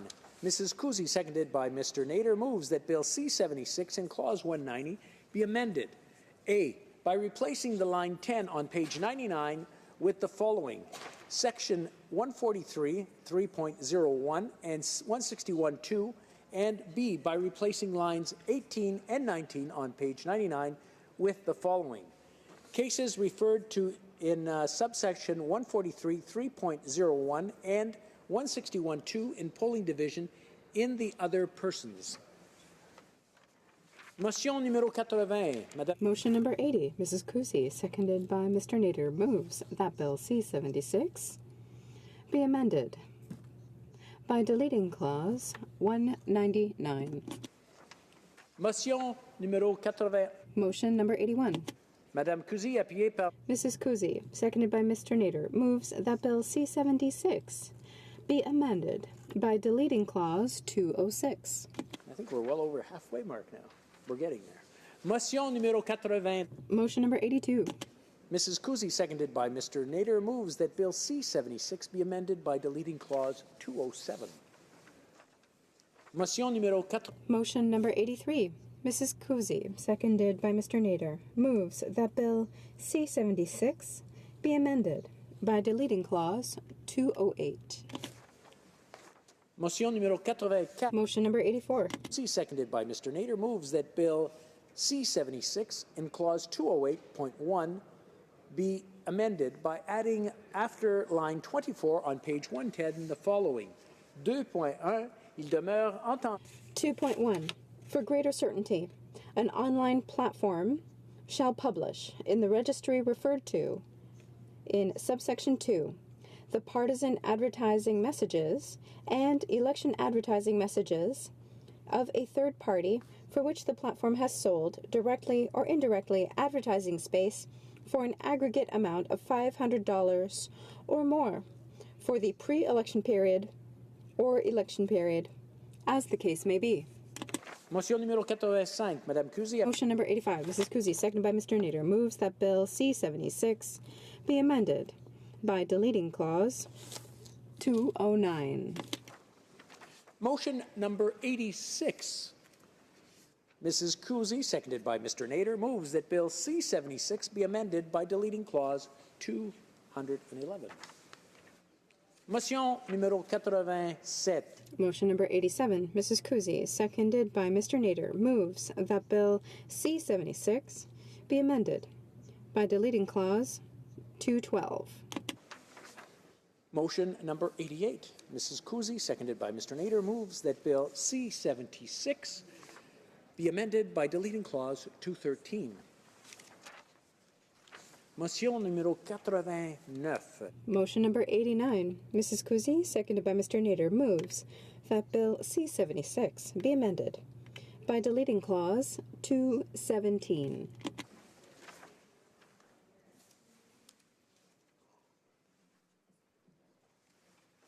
Motion numéro 90. Motion number 90, Mrs. Kuzi, seconded by Mr. Nader. That Bill C-76 be amended by deleting Clause 218. Motion number 91. Mrs. Kuzi, seconded by Mr. Nader, moves that Bill C-76 be amended by deleting Clause 219. Motion 92. Madame Kuzi. Mrs. Kuzi, seconded by Mr. Nader, moves that Bill C-76 be amended by deleting Clause 220. Motion numéro 93. Motion number 93, Mrs. Kuzi, seconded by Mr. Nader, moves that Bill C-76 in Clause 223 be amended by replacing line 7 on page 118 with the following. Regardless of whether there was to be an election, unless the author or editor is a member of the Senate or the House of Commons, the leader of a registered party or an eligible party, a candidate or a potential candidate. Motion number 94. Ms. Cusey, seconded by Mr. Nader, moves that Bill C-76 in Clause 223 be amended by replacing lines 25 and 26 on page 118 with the following. Carry on business in Canada or whose primary purpose in Canada is to in. Okay. Motion numéro 95. Motion number 95. Mrs. Cusey, seconded by Mr. Nader, moves that Bill C-76 in Clause 223 be amended by adding, after line 29 on page 118, the following.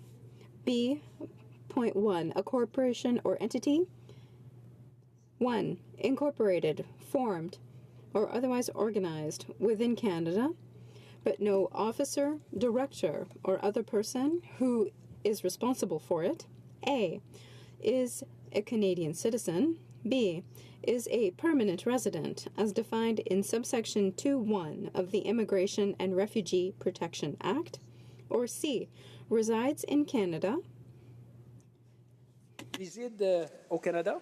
Resides in Canada and whose primary purpose in Canada is to influence electors to vote or refrain from voting, or to vote or refrain from voting for a particular candidate or registered party at an election. Motion number 96. Mrs. Cusey, seconded by Mr. Nader, moves that Bill C-76 in Clause 223 be amended by replacing line 17 on page 119 with the following. 349.03, no person or entity shall. Motion number 97. Moved by Mrs. Cusey, seconded by Mr. Nader, moves that Bill C-76 in Clause 223 be amended by adding after line 21 on page 119 the following. 2. No person or entity shall, for the purpose of circumventing or attempting to circumvent the prohibition under section 349.02, A. Conceal or attempt to conceal the identity of the source of contributions from a foreign entity, or B. Act in collusion with another person or entity for that person. Motion numéro 80. Motion number 98. Mrs. Cusey, seconded by Mr. Nader, moves that Bill C-76 in Clause 223 be amended by adding, after line 21 on page 119, the following. 2.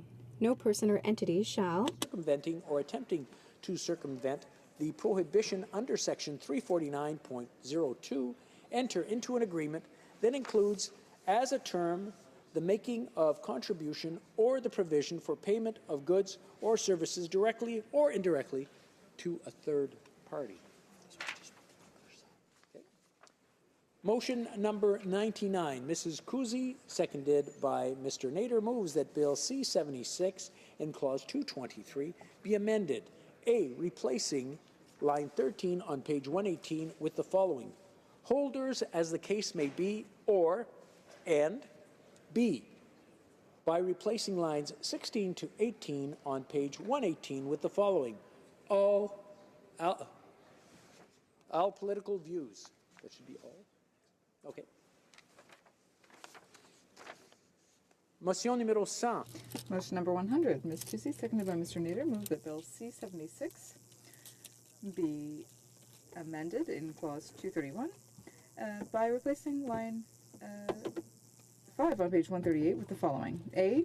In the case of a general election, in respect of which the writs are issued after the 30th of June, that is immediately before the.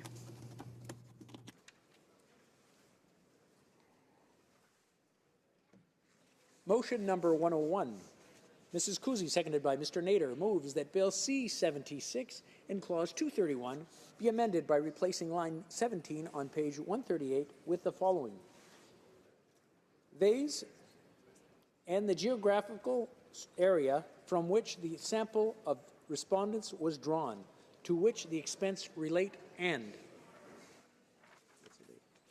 Surveys. Okay, very good. Motion numéro 102. Motion number 102. Ms. Kuzi, seconded by Mr. Nader, move that Bill C-76 in Clause 231 be amended by replacing line 41 on page 138 with the following. Vase and the geographical areas from which the sample and respondents was drawn, to which the expenses relate and. Motion number 103. Mrs. Kuzi, seconded by Mr. Nader, moves that Bill C-76 in Clause 231 be amended by adding line 5 on page 139 the following. 5. A list of expenses other than those referred to in subparagraphs 1 and 4 incurred during the period beginning in the day after polling day, at preceding general election, and ending in the beginning of the pre-election period, or, if there was no pre-election period, the beginning of the election period that would have been partisan activity expenses, partisan advertising expenses, or election survey expenses had they been incurred during the pre-election period. The date and place of the partisan activities to which the expenses relate, the date and time of the transmission of partisan advertising messages to which expenses relate, and the date of election surveys and the geographical area from which the sample of respondents was drawn, to which the expenses relate, and. Number 104, motion number 104. Madame Kuzi, appuyée par Monsieur. Ms. Kuzi, seconded by Mr. Nader, moved that Bill C-76 in Clause 231 be amended by adding after line 5 on page 139 the following. 5. A list of all contributions received since the preceding general election by the third party from foreign individuals or entities, and the date and purpose of the contribution, and. Motion numéro 105. Motion number 105. Ms. Kuzi, seconded by Mr. Nader. 76 in Clause 238 be amended by replacing line 10 on page 150 with the following. Subsection 349.911 or 349.921 A1, publish as soon as feasible, but no later than the 6th day before polling day, returns filed under subsection 357.11 or 357.22. Motion numéro 100. Motion number 106. Ms. Kuzi, seconded by Mr. Nader, moved that Bill C-76 be amended by deleting Clause 241. Motion number 107. Mrs. Kuzi, seconded by Mr. Nader, moves that Bill C-76 be amended by deleting Clause 242. Motion number 108. Mrs. Kuzi, seconded by Mr. Nader, moved that Bill C-76 be amended by deleting Clause 245. Motion number 109, Madame Kuzi, appuyée par Monsieur Nader, propose que le projet. Ms. Kuzi, seconded by Mr. Nader, moved that Bill C-76 be amended by deleting Clause 246. Motion numéro 100. Motion number 110. Appuyée par Mrs. Kuzi, seconded by Mr. Nader, moved that Bill C-76 be amended by deleting Clause 250. Motion number 111. Mrs. Kuzi, seconded by Mr. Nader, moves that Bill C-76 be amended by deleting Clause 253.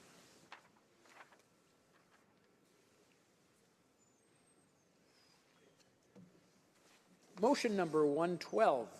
Mrs. Kuzi, seconded by Mr. Nader, moves that Bill C-76 be amended by deleting Clause 256. Motion numéro 113. Motion number 113. Mrs. Cusey, seconded by Mr. Nader, moved that Bill C-76 be amended by deleting Clause 262. 114, motion numéro. Motion number 114. Mrs. Cusey, seconded by Mr. Nader, moved that Bill C-76 be amended by deleting Clause 263. Motion 115. Motion 115. Par Mr. Cullen, seconded by Mr. McGregor, moved that Bill C-76 in Clause 268 be amended by replacing line 28 on page 166 with the following. 437 of the Act is amended by adding the following after subsection 2. 2.1. The Chief Electoral Officer may require the chief agent of a registered party to provide by a specified date documents evidencing any expense set out in the party's election expenses return, including invoices, bank statements, deposit slips, and cancelled checks. Motion numéro. Motion number 116, Mrs. Cusey, seconded by Mr. Nader, move that Bill C-76 be amended by deleting Clause 270. Number 117, Madame Cusey, appuyée par Monsieur Nader.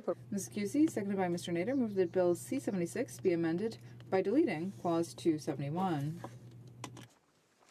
Motion numéro. Motion number 118, Mrs. Cusey, seconded by Mr. Nader, moved that Bill C-76 in Clause 271 be amended by replacing lines 7 and 8 on page 168 with the following. Authorized by the association's financial agent. Motion numéro 119. Motion number 119, Mrs. Cusey, seconded by Mr. Nader, moved that Bill C-76 in Clause 271 be amended, A, by replacing line 30 on page 167 with the following. 3. Despite subsection 1, but subject to subsection 4, an electoral district associé, and B, after line 3 on page 168, the following. 4. An electoral district association of a registered party for the electoral district for which the party's leader is a member of the House of Commons or is otherwise a potential candidate may A. incur partisan advertising expenses for the transmission of partisan advertising messages referred to in paragraph 1A to extend that those messages are intended to be transmitted solely within the association's electoral district, and B, transmit or cause to be transmitted partisan advertising messages referred to in paragraph 1B to the extent that those messages are transmitted solely within the association's electoral district. Motion number 120. Madame Cusey, appuyée par Monsieur. Mrs. Cusey, seconded by Mr. Nader, moved that Bill C-76 be amended by deleting Clause 272. Number 121, Mrs. Cusey, seconded by Mr. Nader, moves that Bill C-76 be amended by deleting Clause 292. Motion number 122. Madame Cusey, appuyée par Mrs. Cusey, seconded by Mr. Nader. 6 be amended by deleting Clause 293.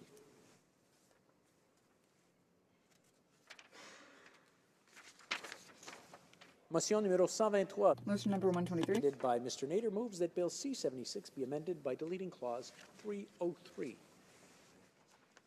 Motion number 124. Mrs. Cusey, seconded by Mr. Nader, propose que le projet. Move that Bill C-76 be amended by deleting Clause 320.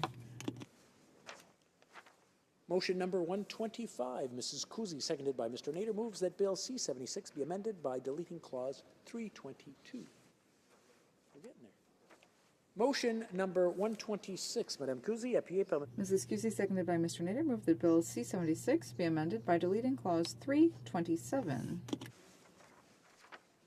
Motion 127. Cusey, seconded by Mr. Nader, moves that Bill C-76 be amended by deleting Clause 328. Motion number 128, Madame Kuzi, Mrs. Kesey, seconded by Mr. Nader, move that Bill C-76 be amended by deleting Clause 333. Motion numéro 129. Motion 129. Mrs. Kesey, seconded by Mr. Nader, move that Bill C-76 be amended by deleting Clause 334. Motion numéro. Motion number 130. Mrs. Kesey. Nader moves that Bill C-76 be amended by deleting Clause 335. Motion numéro.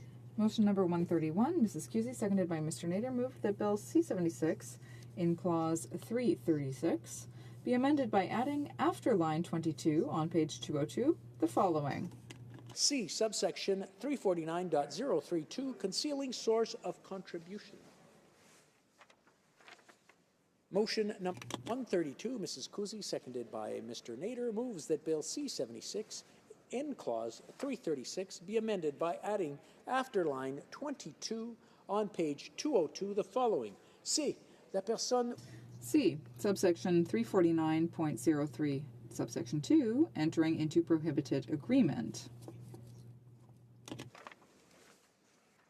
Motion number 133, Madame Kuzi. Mrs. Kesey, seconded by Mr. Nader, moved that Bill C-76 in Clause 336 be amended. A, by replacing lines 18 to 21 on page 202 with the following. 495.21, subsection 1. Every person or entity is guilty of an offense who. 349.02, use of foreign contribution, or B, contravenes paragraph 39 or 349.03a, circumventing prohibition. B, replacing lines 23 to 25 on page 202 with the following. Commet une infraction. 2. Commet. 2. Every person or entity is guilty of an offense who A, being a third party, knowingly contravenes section 349.02, use of foreign contribution, or B, knowingly contravenes any provision of section 349.03 referred to in subsection 1. Whoops. Motion number 134, Madame Kuzi. Mrs. Kesey, seconded by Mr. Nader, moved that Bill C-76 be amended by deleting Clause 340.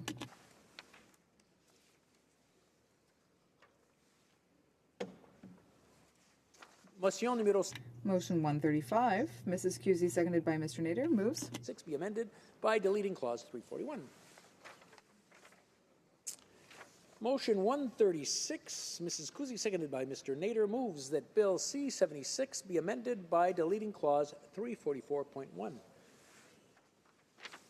Motion number 137, Madame Kuzi, appuyée par Monsieur Nader. Mrs. Kesey, seconded by Mr. Nader, moved that Bill C-76 be amended by deleting Clause 345. Motion number 138, Mrs. Kuzi, seconded by Mr. Nader, moves that Bill C-76 in Clause 346 be amended. A, by replacing line 32 on page 211 with the following. 498.1 and 499.1 is subject to subsection 1.1 liable on summary conviction to a B by adding after line 34 on page 211 the following. 1.1. Every candidate or official agent who is guilty of an offense under any of paragraphs 497.4 subsection 1G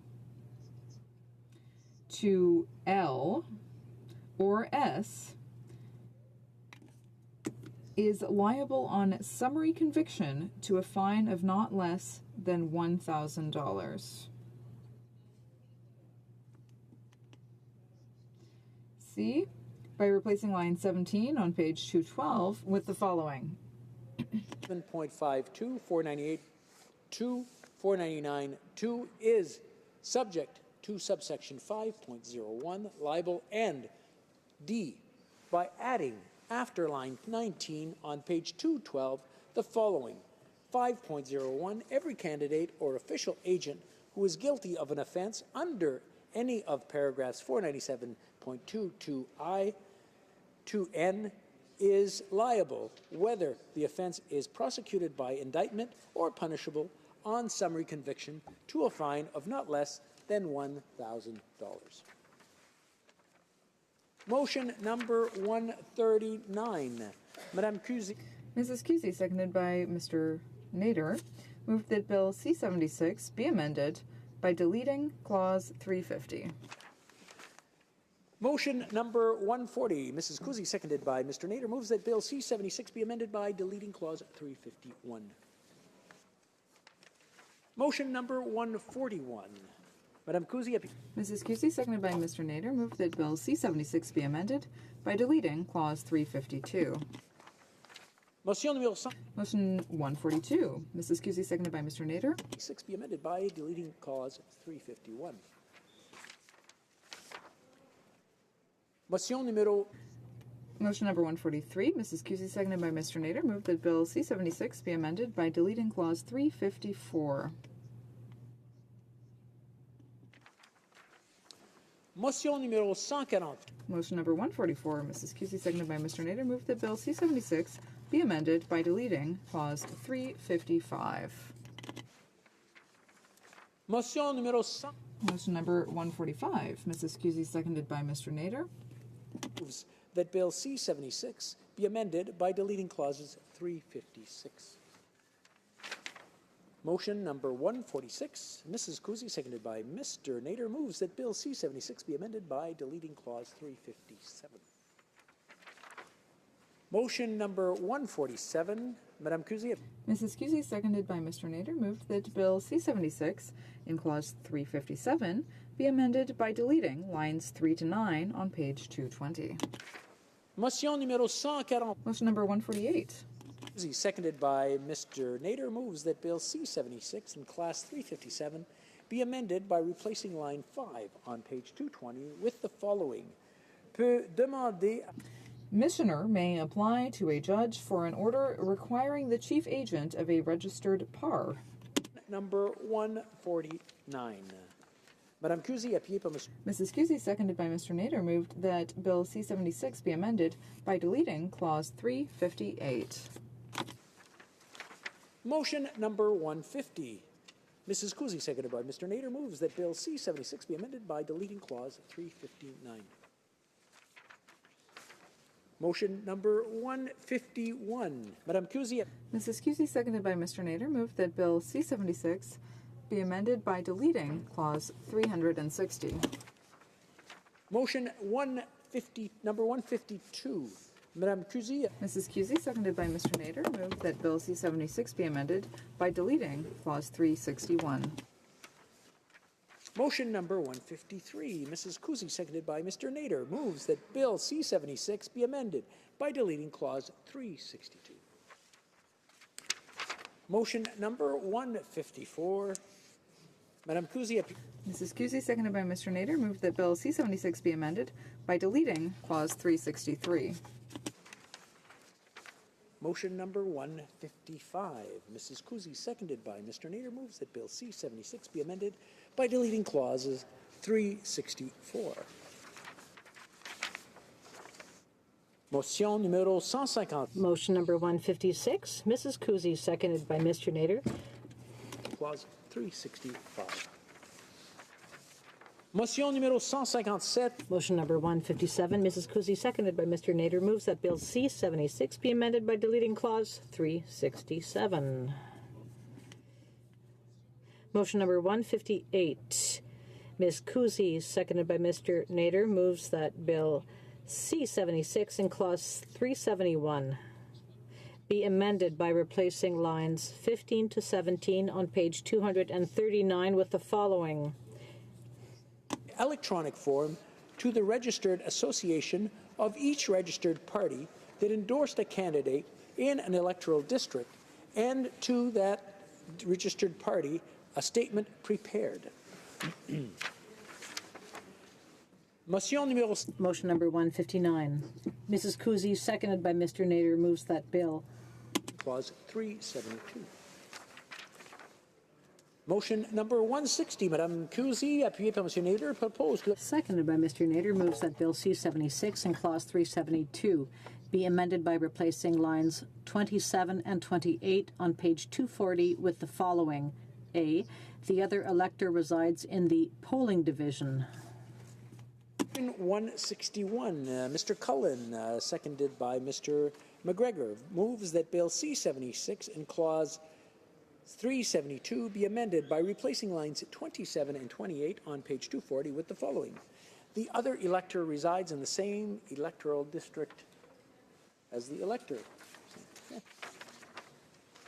Motion number 162, Madame Cusi, appuyée par Monsieur Nader, propose. Ms. Cusi, seconded by Mr. Nader, moves that Bill C-76 in Clause 372 be amended by replacing lines 34 and 35 on page 240 with the following.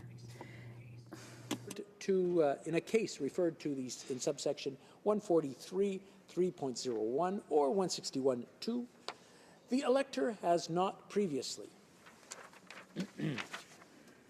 Motion number 163. That Bill C-76 be amended by deleting Clause 373. Motion 164. Mrs. Cusi, seconded by Mr. Nader, moves that Bill C-76 be amended by deleting Clause 379. Motion numéro 165, Madame. Motion number 165. Mrs. Cusi, seconded by Mr. Nader, moves that Bill C-76 be amended by deleting Clause 380.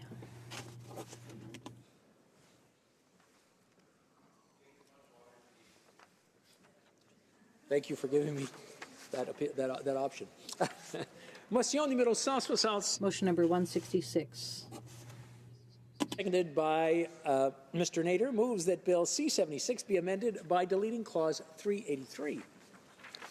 Motion numéro 160. Motion number 167. Mrs. Cusi, seconded by Mr. Nader, moves that Bill C-76 be amended by deleting Clause 384.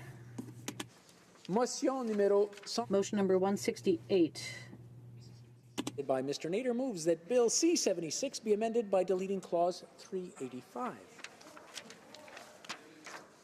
Motion 169. Madame Cusi. Mrs. Cusi, seconded by Mr. Nader, moves that Bill C-76 be amended by deleting Clause 386. Okay. Motion numéro 160. Motion number 170. By Mr. Nader, moves that Bill C-76 be amended by deleting Clause 389. Motion numéro 160. Motion number 171. Mrs. Cusi, seconded by Mr. Nader, moves that Bill C-76 be amended by deleting Clause 390. Motion numéro 160. Motion number 172. By Mr. Nader, moves that Bill C-76 be amended by deleting Clause 391. Motion numéro 173. Motion number 173. Mrs. Cusi, seconded by Mr. Nader. By deleting Clause 393. Motion number 174. Madame Cusi, Mrs. Cusi, seconded by Mr. Nader, moves that Bill C-76 be amended by deleting Clause 394. Motion numéro 160. Motion number 175. By Mr. Nader, moves that Bill C-76 be amended by deleting Clause 395. Motion number 176. Mrs. Cusi, seconded by Mr. Nader, moves that Bill C-76 be amended by deleting Clause 396. Motion number 177, Madame Cusi. Mrs. Cusi, seconded by Mr. Nader, moves that Bill C-76 be amended by deleting Clause 397. Motion number 178. Mrs. Cusi, seconded by Mr. Nader, moves that Bill C-76 be amended by deleting Clause 400. And last but not least, motion number 179, Mrs. Cusi, seconded by Mr. Nader, moves that Bill C-76 be amended by deleting Clause 401.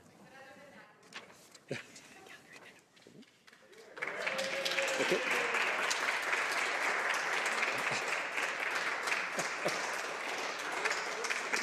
And who said these reading glasses don't work?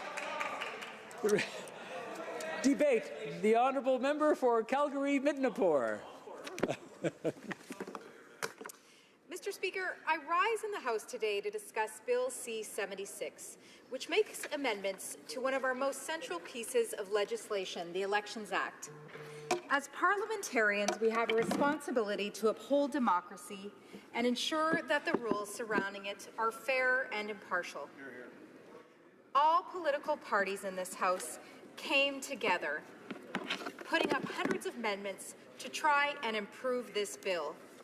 After months of hard work on C-76 in the committee and hours of testimony, it is unfortunate to see that we only received a handful of amendments put forward by opposition parties get passed within this committee. On such a substantial bill, which covers everything from election procedure and financing, foreign interference in elections, creating a register for future electors, and impacting the eligibility to vote for numerous Canadians, it was disappointing to not see a bill that really holds democracy to account in Canada.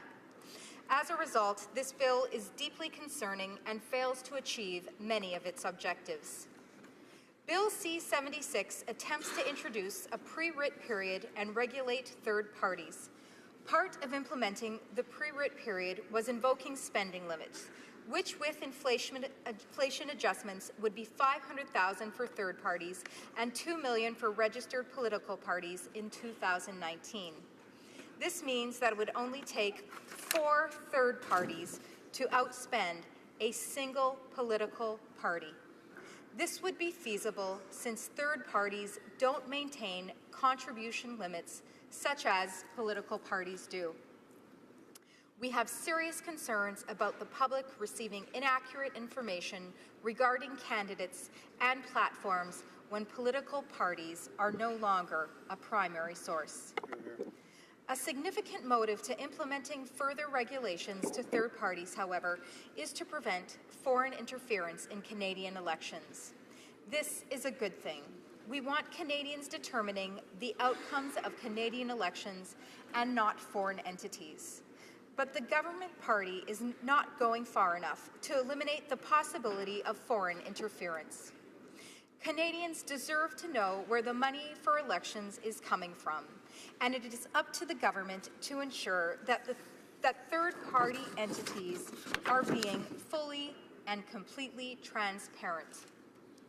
If third parties are choosing to participate in election advertising, then they should be prepared to open their books and let Canadians see exactly where the money is coming from. In committee, we suggested seeing third parties having segregated bank accounts for all political activity, requiring disclosure of foreign sources of funding for any purpose by third parties, and establishing contribution limits consistent with political parties for election-related contributions. Unfortunately, the government voted down these amendments. The problem with that is only with these amendments would Bill C-76 prevent foreign influence in how it might actually and potentially occur. Let's say, for example, a foreign donor donates several $1,000s to a third party but designates it as administrative costs.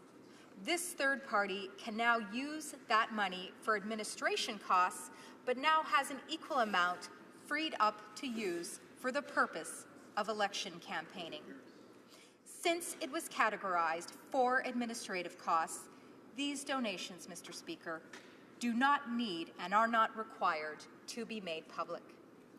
Additionally, the regulations with third parties aren't as stringent as they are with political parties. So these types of foreign donations can have a serious impact on election campaigning. The government is saying they are addressing the serious issue of foreign influence and interference in elections through Bill C-76, but the laws they are putting in place simply do not go far enough. Mr. Speaker, our democracy is at stake here. Canadians and only Canadians should be impacting our elections. As Conservatives, we believe that every vote cast by a Canadian citizen matters, but the government should be working harder to keep foreign entities from undermining our democratic institutions. Mr. Speaker, Canadians deserve to know that their elections won't be tampered with by foreign influences. The Prime Minister has said that there was foreign influence in the previous election. Even if it wasn't that much, this government has the capacity and the capability in ensuring that there won't be any future influence. However, this government is failing to do that. Because of these shortcomings of the Liberal government, we are providing them a second chance, a second opportunity, Mr. Speaker. At this report stage, we are providing several amendments to Bill C-76 that would close these loopholes. I sincerely hope that my colleagues across the aisle will strongly consider and accept these amendments. Canadian democracy is at stake, and despite months at committee, there are still significant issues that need resolving. We have seen the magnitude around the world, Mr. Speaker, of what foreign influence can do. We saw this south of the border with the United States and Russian influence, as well as in Brexit in the United Kingdom. And Mr. Speaker, I don't think we want Canada's election in 2019 or any other future elections for that matter to be yet another victim. This Liberal government has decided to tackle foreign interference in this bill, and they should be doing so to the fullest extent possible. They should be working harder to solve all the loopholes and ambiguity seen with foreign interference. If foreign interference and influence can't be done directly in the public eye, why are we allowing for it behind closed doors? Canadians deserve to know and understand who is financing their elections. This bill, Mr. Speaker, is going to have immense impact on our elections in the future. And as parliamentarians, we need to work together to make sure we get it right. Allowing voter identification cards as a form of ID to vote is another way we are failing Canadians, Mr. Speaker. Nearly 1 million voter identification cards sent out in 2015 had errors. Canadians can't obtain health care, welfare, and many other federal services without presenting government identification. In fact, Mr. Speaker, I have a quote from Dr. Ian Lee from Carleton University. It's been argued that the requirement for voter ID negatively affects low-income people much more. Yet, when you examine Ontario Works, that's the bureaucracy that administers social welfare, you will quickly realize it is vastly more onerous to obtain social welfare because of the identification. They want bank accounts, they want tax returns, they want driver's licenses, they want tenancy agreements. It is vastly more onerous to obtain social assistance or welfare than it is to vote because of the identification requirements. You need government identification for practically anything. Why should voting be any different, especially when the integrity of our entire democratic system is at stake? Mr. Speaker, I am sorry to say that Bill C-76 is deeply flawed. This could be one of the last times in the House that we will have the opportunity to resolve its many issues, to defend democracy in Canada. And I ask my Liberal colleagues to work with us to make sure this bill better protects Canadians and our democratic systems. Merci, Monsieur le Président. Thank you, Mr. Speaker. Comments. The Honourable Member for South Shore St. Margaret's. Thank you, Mr. Speaker, and I want to thank my colleague for her intervention today and her comments. I guess I have one question particularly, well, I have a number because there's a number of what I consider flaws in her speech, but one of the things she says is this bill has spent months at committee, and she's right, it did. This was taken to committee in April, I believe. Just got through proc last week. But the reason it took months in committee, Mr. Speaker, was because that side of the House filibustered every meeting, meeting after meeting after meeting after meeting. We could not get them to even start clause by clause, no matter how many times we agreed to witnesses, no matter how many times we agreed to extra meetings, no matter how many times we agreed to pretty much everything they asked for. Could not get them to clause by clause. So can she please tell me why, after months and months of meetings, they still continued to filibuster until we finally could get it through committee, and it only actually took probably a week to get it through clause by clause once they agreed to stop filibustering. The Honourable Member for Calgary-Midnapore. Well, Mr. Speaker, unfortunately, we were forced to do those delays because of the deep incompetencies within the bill.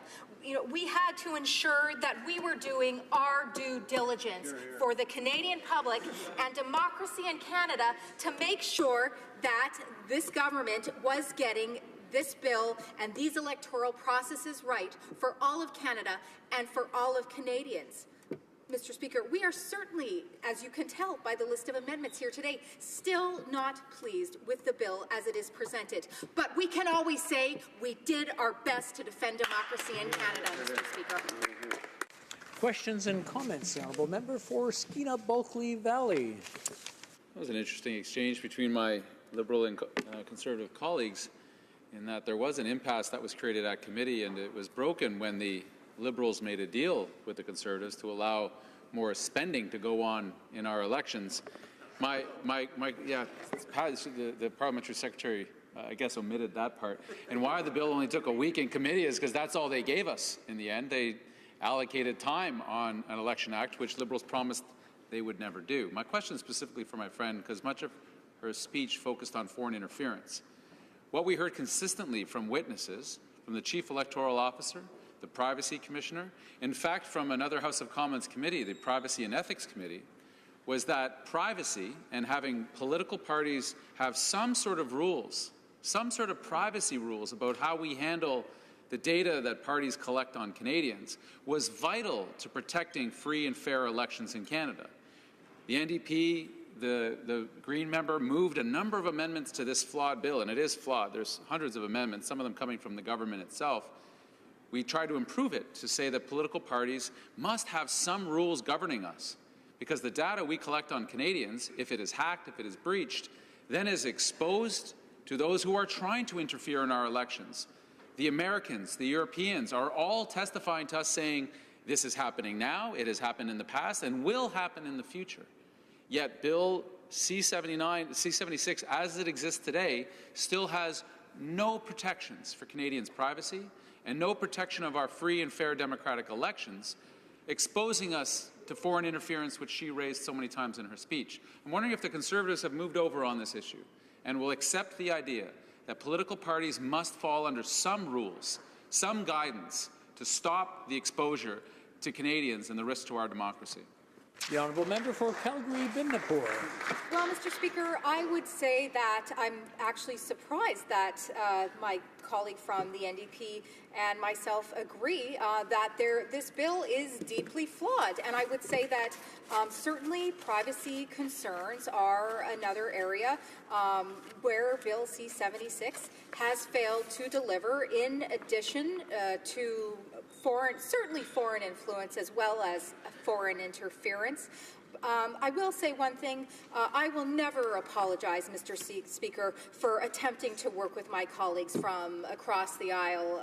This is a parliament, and that is something that my constituents have brought me here to do, is to serve their best interests, and at times that will include working with my colleagues across the aisle. Thank you very much, Mr. Speaker.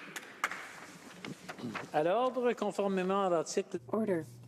Pursuant to Standing Order 38, it is my duty to inform the House That the questions to be raised tonight at the time of adjournment are as follows. The Honourable Member for Vancouver East, Indigenous Affairs. For Windsor West, Automotive Industry, l'honorable député de Saint-Hyacinthe. The Honourable Member for Saint-Hyacinthe-Bagot, Employment Insurance. Reprise du débat, the Honourable Member for Skeena-Bulkley Valley. Thank you very much, Mr. Speaker. I rise today as we're at these final stages for Bill C-76. This is the Liberals' attempt to fix the attack on our democracy that came out of the last Parliament when the Harper government moved what they called the Fair Election Act, which was clearly the Unfair Elections Act, which tried to, in various ways, disenfranchise a number of Canadians, particularly Canadians were low income, Indigenous people, young people, all people that one would suspect that Stephen Harper didn't think really supported him much. So rather than make policies that appealed to various groups, the Conservatives' approach was to write legislation in our Election Act to make it harder for them to vote. Quite cynical, quite nefarious. And we've been waiting a long time for this bill from the government. They actually introduced one almost 2 years ago that would have undone the Unfair Elections Act, and then did nothing with it for 18 months. Didn't move it, didn't debate it, didn't talk about it. Waited until we had this bill, which was much larger, C-76, which takes on more issues. Now, for those watching, I just asked my Conservative colleague if she joins with us in agreeing with the Chief Electoral Officer, with the Privacy Commissioner, with the Privacy and Ethics Committee of the House of Commons, and every expert that we had come before a committee that said one of the great flaws in C-76 as it's constituted right now is that it says virtually nothing about privacy. All the Liberals are requiring political parties to do is to have a privacy policy somewhere on their website. The policy doesn't have to do anything. The policy is not enforceable. It doesn't mean anything in terms of protecting our democratic values. They just somewhere have to have a policy. And yet, we have warnings from around the democratic world, from our European allies, from our American cousins saying, you gotta fix this because the attacks are coming, the disruptions, the disinformation, the misinformation, the fake news campaigns that we're seeing on social media are genuine threats to disrupting free and fair elections in their countries and obviously in ours as well. Now, the bill is flawed, to say the least. Hundreds of amendments at committee. We have 179 amendments, I believe, here from all parties, including the government side. So they took 3 years to get to this point and got it wrong on many levels. Now, it's unfair just to simply criticize legislation. We're always working to improve things, make them better, because this should be a thing that is nonpartisan. We all agree that elections are vital to the health of this country, and those elections must be free and they must be fair. Allow the parties to argue their points and let Canadians, in a free and fair way, make the decision as to who they wish to speak on their behalves. Yet, we know that on some of the most important aspects of our democracy, C-76 made half-hearted or no attempt whatsoever. We moved motions to include my friend Kennedy Stewart, the mayor-elect of Vancouver, his idea to reimburse parties according to how fair they are towards women and other underrepresented groups in Parliament, because we know the facts, they're undeniable. This Parliament is 26% women. The last one was 25%. The current trend, it's going to take 80 years until we have a gender equity Parliament, unless we do something about it. And we proposed to do something about it in amending this bill, and the Liberals said we don't want to talk about it, and voted against this idea before. The Prime Minister loves to talk about what a feminist he is, but doesn't like to do much about it. Things like this, things like pay equity, things that matter to women. This feminist across the way can't be bothered to raise his hand in effort. We also tried to include electoral reform changes. We all remember the famous and often repeated promise from this Prime Minister to make every single vote count, to make sure that 2015 was the last election under first past the post. We wanted to help the Prime Minister keep that promise. What a radical idea. Liberals didn't want to talk about that either. We also believed that we should talk about younger people voting. We have support from some Conservatives and some Liberals to just study the idea. Have Elections Canada look at what it would mean to our democracy if 17-year-olds voted. What would the effects be? What would the impacts be, positive and negative? So a future Parliament, not even this one, but a future Parliament could look at lowering the voting age. The Liberals didn't want to talk about that either. We talked about Sunday voting, which all the evidence in all the democracies around the world, including Subnational democracies here in Canada, provinces and municipalities. We know that if you allow for Sunday voting, if you have the vote on Sunday rather than Tuesday, which is an odd day to have a vote, it can raise voter participation by 6 or 7%, particularly for marginalized voters. We have all the research on this. What do the Liberals want to do? They want to study it more, which I've begun to learn is Liberal code for no. When you ask them to do something, they say, we should study that. We've come to learn over these past 3 years, study means no. It's just they can say it with a smile, rather than just simply reject the idea. The lion's share of the work and the evidence that we heard was around this issue of privacy. Now let's understand what we've learned, and these are hard lessons over these last numbers of years. Our British cousins learned through the whole Brexit episode that Cambridge Analytica and a whole bunch of dark and dangerous companies were out there targeting, micro-targeting voters through the social media, through harvesting data out of Facebook and Twitter and Instagram and all these accounts that people use for their social interactions, but also their political and news interactions with the world. That there are companies that were able to break the code of Facebook, sneak around the walls at Instagram, and find out more about people than they ever wanted them to know. And not just about them, but also about their friends and connections, and then target them. Now, this is a dangerous problem because when you have this, the ability to spread the lie becomes so much more powerful. You no longer just use a scattergun approach to say my friend's a terrible person, or this policy is going to lead to that. You can hyper-target particular voters that you're looking to sway. And the British learned this the hard way. Ask the British Prime Minister how the whole Brexit thing is going for her. Ask the Irish how they're feeling about it, the Scots. And we know that that vote was not done fairly. And some participation of Canadian companies. So the Privacy and Ethics Commission in this place, made up of all parties in this place, said in their conclusion that political parties must fall under privacy rules to protect our free and fair vote. So in rejecting our amendments, Liberals on this committee rejected the analysis and the understanding of Liberals on another committee. Not just them, they also rejected the Chief Electoral Officer of Canada, who said, and said to us, if there is one area where this bill has failed, it's privacy. The Privacy Commissioner told us, C-76, this bill, contains nothing of substance when it comes to privacy. Open Media conducted a poll of Canadians and found out 72% of Canadians want political parties to have some sort of rules governing their management of data, their protection of the data which we gather. And let's all admit this, the other parties won't do it, but we will, so one day they'll join us here. That political parties are in the game of understanding voters. That has always been true.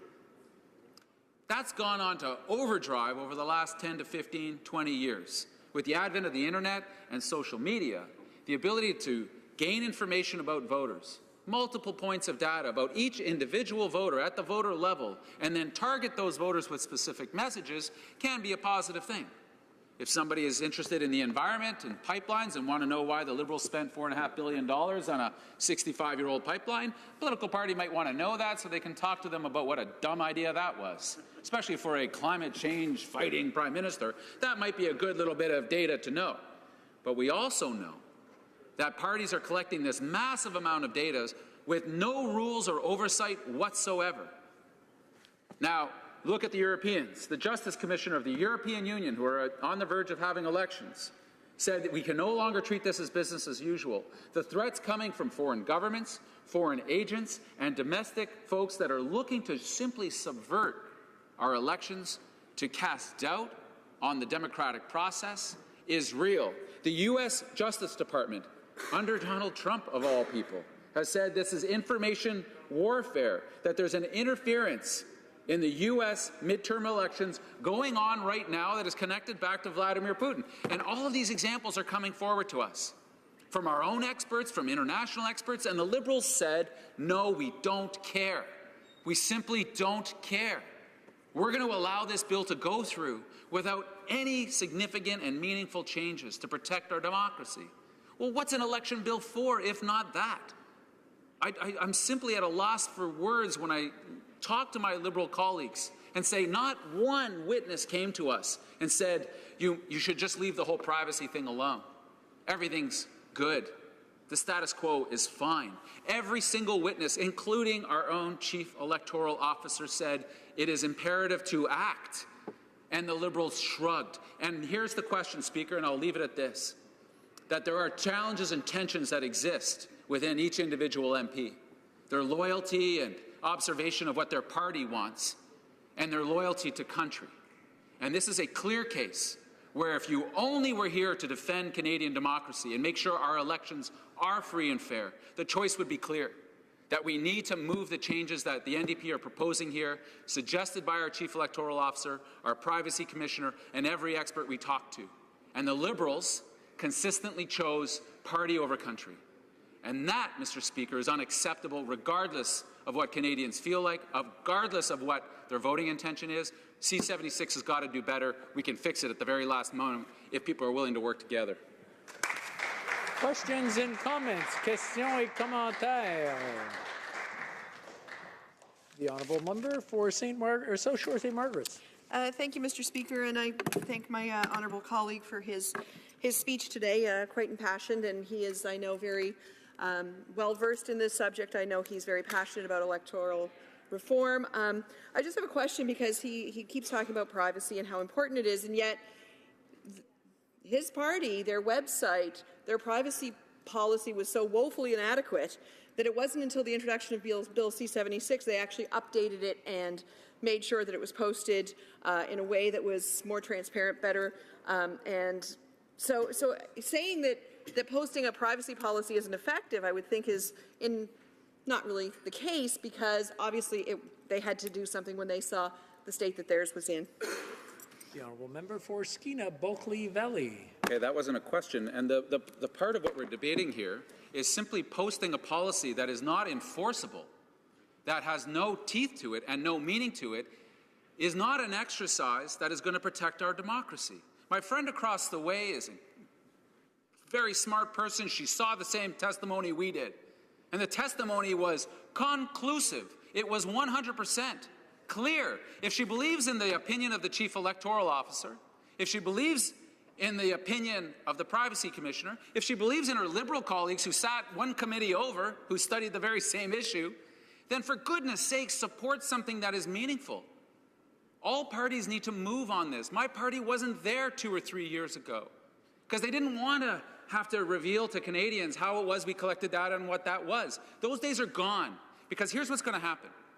Our election's going to get hacked. Misinformation, disinformation will be spread on all of the parties, and it will cause damage. It will cause damage not just to the party, but to the confidence Canadians have in our election, as the British are experiencing right now, as the Americans are experiencing right now. And then my friends will say, gosh, we should do something about this. Isn't it a shame that Canadians no longer trust our democratic process? And I'll say, well, why didn't you do it when you had the evidence in front of you? What's the counter argument? That's a great example and a question for the minister when she's about to make her speech. Give me one piece of evidence that says we shouldn't do this. And she can't, because there wasn't any. If this is an evidence-based government, how about look at the evidence? I know it's a novel idea, might be a bit radical for my Liberal colleagues, but this is the time to do it, because it's 2018. Questions or comments? The honourable member for Calgary-Midnapore. Thank you very much, Mr. Speaker.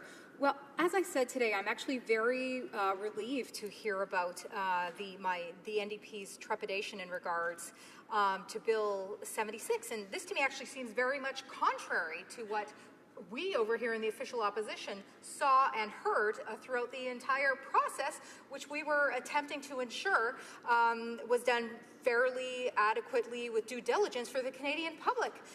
So I have to ask my colleague, the honourable member from Skeena Bulkley Valley, why at every single stage of the process did he and his colleagues attempt to give the government a pass and support the government in this terrible piece of Liberal legislation, leaving us to hold the true accountability in regards to this democratic process? Well, member for Skeena Bulkley Valley. That's quite a question. That's and also not true. So we voted against Liberal proposals that we thought wouldn't go the way we wanted to go. We were pleading with my Conservative colleagues to say, hey, privacy. Look at all the evidence in front of us. Maybe we should do something about it. And the Liberals, excuse me, in this case, I know I confuse them sometimes. The Conservatives kind of sat on their hands. So the effort in this, look, the effort in this is the following. The goal for the government, whenever introducing legislation that affects the rules of the game, the election that we conduct ourselves under, should not be a partisan affair. What we should do is look at the evidence in front of us. Think of the best interests of Canadians, not the political parties, but Canadians, and say, how do we make this the best, most fair way to conduct elections in Canada? We looked at the evidence, and nobody, not in the Conservative ranks nor the Liberals, can point out one piece of evidence that said Bill C-76 was sufficient on something like privacy. Nobody in here can point to the sufficient means by which we're going to have more women and underrepresented groups in here because of Bill C-76, because there wasn't evidence that way. So if we're going to do the work of committee, if we're going to be there for all those hours and invite all these really smart witnesses to come testify, shouldn't we listen to them? We tried. We wrote down the amendments in the best form that we could, and we had people agreeing with us, like the Chief Electoral Officer, like the Privacy Commissioner, like our colleagues on the Ethics and Privacy Committee. And for once, I'd love somebody to argue the other side, and argue it with some testimony, argue it with some facts. That would be novel, and I'd look forward to that moment. Thank you, Mr. Speaker. Reprise du débat, resuming debate, the Honourable Minister of Democratic Institutions. Mr. Speaker. Monsieur le Président, c'est avec plaisir. Mr. Speaker, I am pleased to have the privilege to rise today to speak to report stage of Bill C-76, the Modernization Act. House Affairs Committee for their hard work and collaboration in studying this piece of legislation. Mr. Speaker, I am incredibly proud of this important piece of legislation that will strengthen the integrity, increase the fairness, and protect our elections. Bill C-76, Mr. Speaker, makes it easier and more efficient for all Canadians to take part in our democratic process, in the most important exercise of all, casting a ballot on Election Day. Importantly, it undoes the most unfair aspects of the previous government's Bill C-23.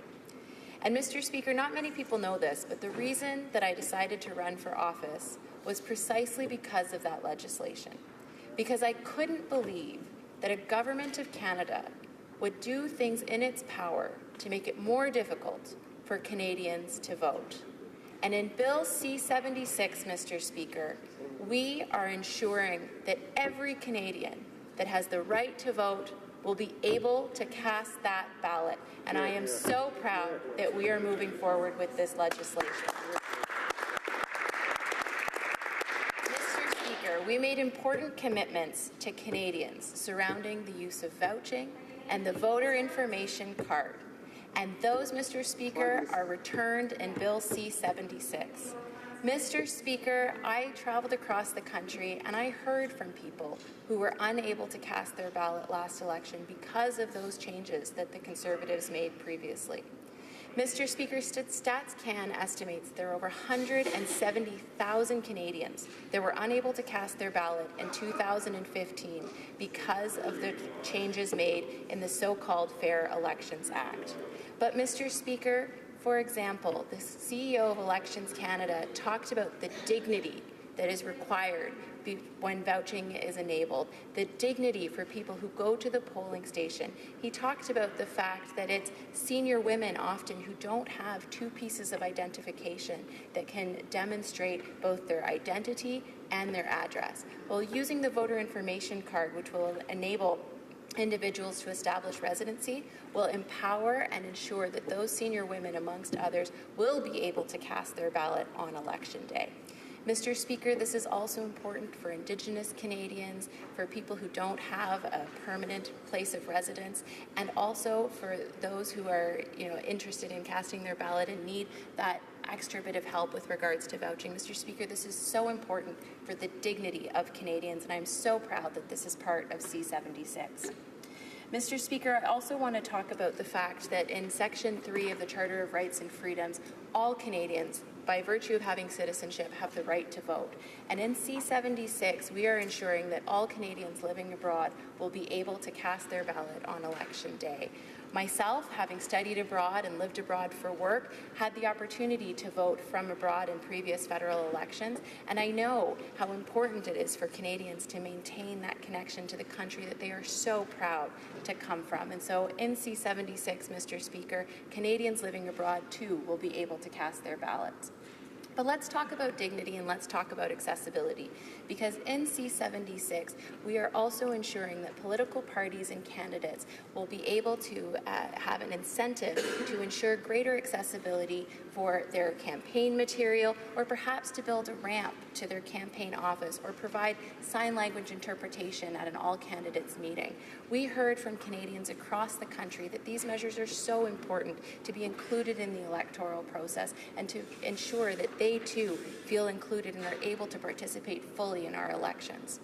Mr. Speaker, let's talk about some of the important measures with regards to transparency that are in C-76. With regards to the pre-electoral period that will begin on June 30th going until when the writ is dropped. This will create greater transparency for Canadians to understand what third parties are spending and what political parties are spending with regards to advertising.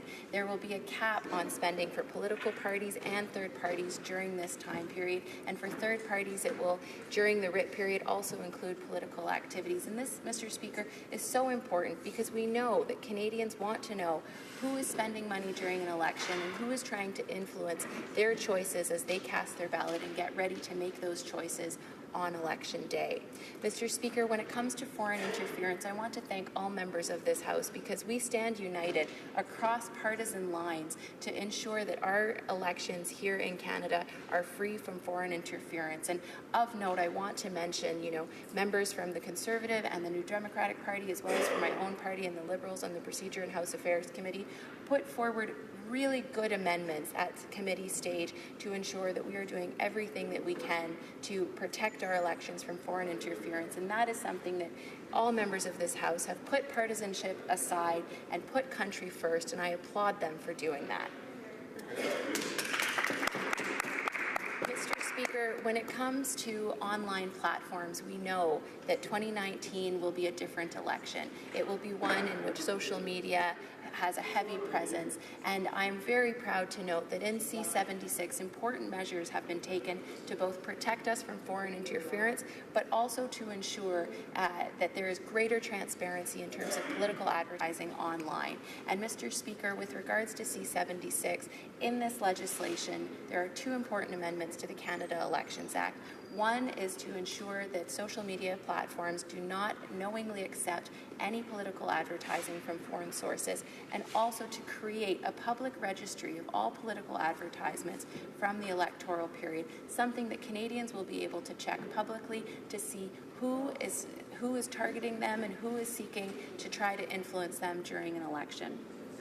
Mr. Speaker, another extremely important aspect of C-76 is with regards to the integrity of our elections. And we talk about integrity of our elections. We're ensuring that these robust election laws that we have here in Canada, that quite frankly are some of the very best in the world, and the world looks to Canada in terms of how to run and administer effective, free, and fair elections, to ensure that those laws are upheld.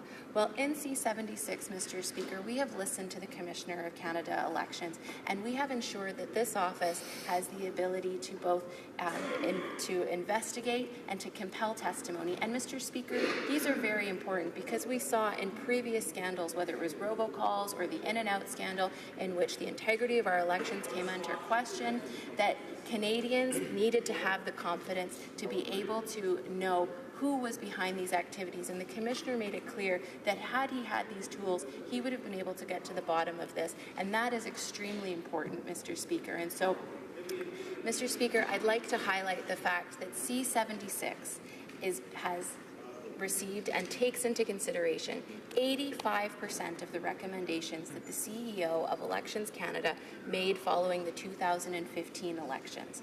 This piece of legislation is in direct response to ensure that Canadians have a process that they can trust, that there's integrity in the electoral system, that our laws are as robust as possible, and that they're as accessible and inclusive as possible. Mr. Speaker, there is no right more fundamental than being able to cast your ballot on election day, to be able to put forward who it is that to mark down who it is that you want to be able to govern you and to ensure that that process has integrity. I am so fundamentally proud of this legislation. It is good for democracy, it is good for Canada, and I am absolutely thrilled that we are here debating it at report stage in the House of Commons, and I look forward to questions and comments because we can all be proud of this because it is good for Canada. Thank you. Questions and comments. The Honourable Member for Haldimand, Norfolk. Well, thank you, Mr. Speaker. Mr. Speaker, the Minister talked about transparency, which is we all hope will exist in the voting system, about integrity in the voting system. We absolutely need that. She said that she said that she wanted to ensure that everyone who's eligible to vote can vote.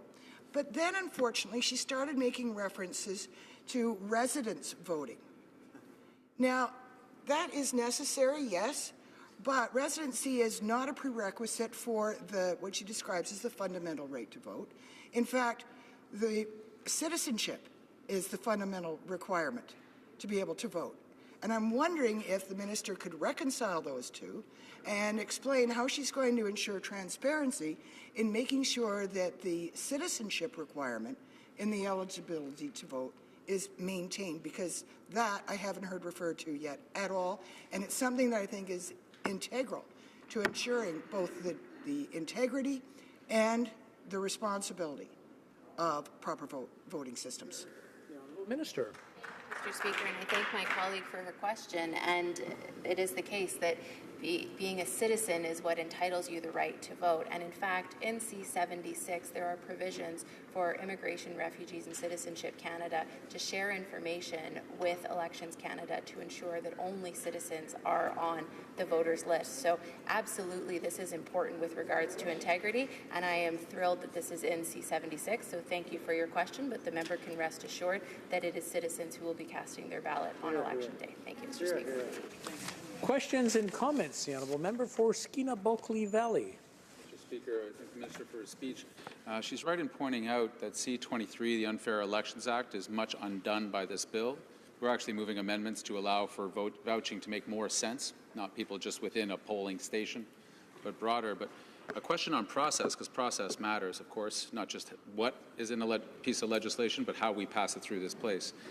Bill C-23, the Unfair Elections Act, was time allocated by the Harper government at the time. That means debate was cut off, and both ourselves and the Liberals joined in the chorus from other parts and many Canadians who said when it comes to election laws, we should never do this. The Liberals, in fact, moved an opposition day, one of their few opposition days, moved in part by who's now the Prime Minister, to say this should never happen. Time allocation should never apply to electoral bills. So just a straight question and hopefully a straight answer. Will the Liberals commit to allowing the debate to exist over something so vital as our democracy and to not employ the same tactics that were used by the Harper government to time allocate, to shut down Parliament's ability to discuss and debate this bill?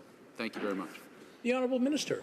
Thank you, Mr. Speaker, and thank you to my honourable colleague for his question and also for his hard work on the House and Procedure and House Affairs Committee, specifically on this legislation, and particularly for his advocacy with regards to vouching.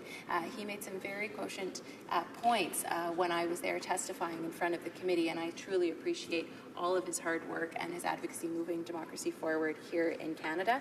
This bill has been before the House for many, many months. It has undergone considerable amount of study. We have received many amendments, entertained some of them from opposition parties, and have had an open and ongoing dialogue with regards to this bill, and I look forward to this bill's timely and speedy passage through this chamber and hopefully through to the other place as well. So thank you very much, Mr. Speaker. Questions and comments. The Honourable Member for Guelph, 30-second question, 30-second answer, please. Thank you, Mr. Speaker. Guelph was the epicenter of robocalls in 2011, and it was found that 247 ridings were targeted across Canada out of 308 ridings. How would this bill help to protect the citizens of Guelph from future events such as the robocalling that we saw in 2011? Sure.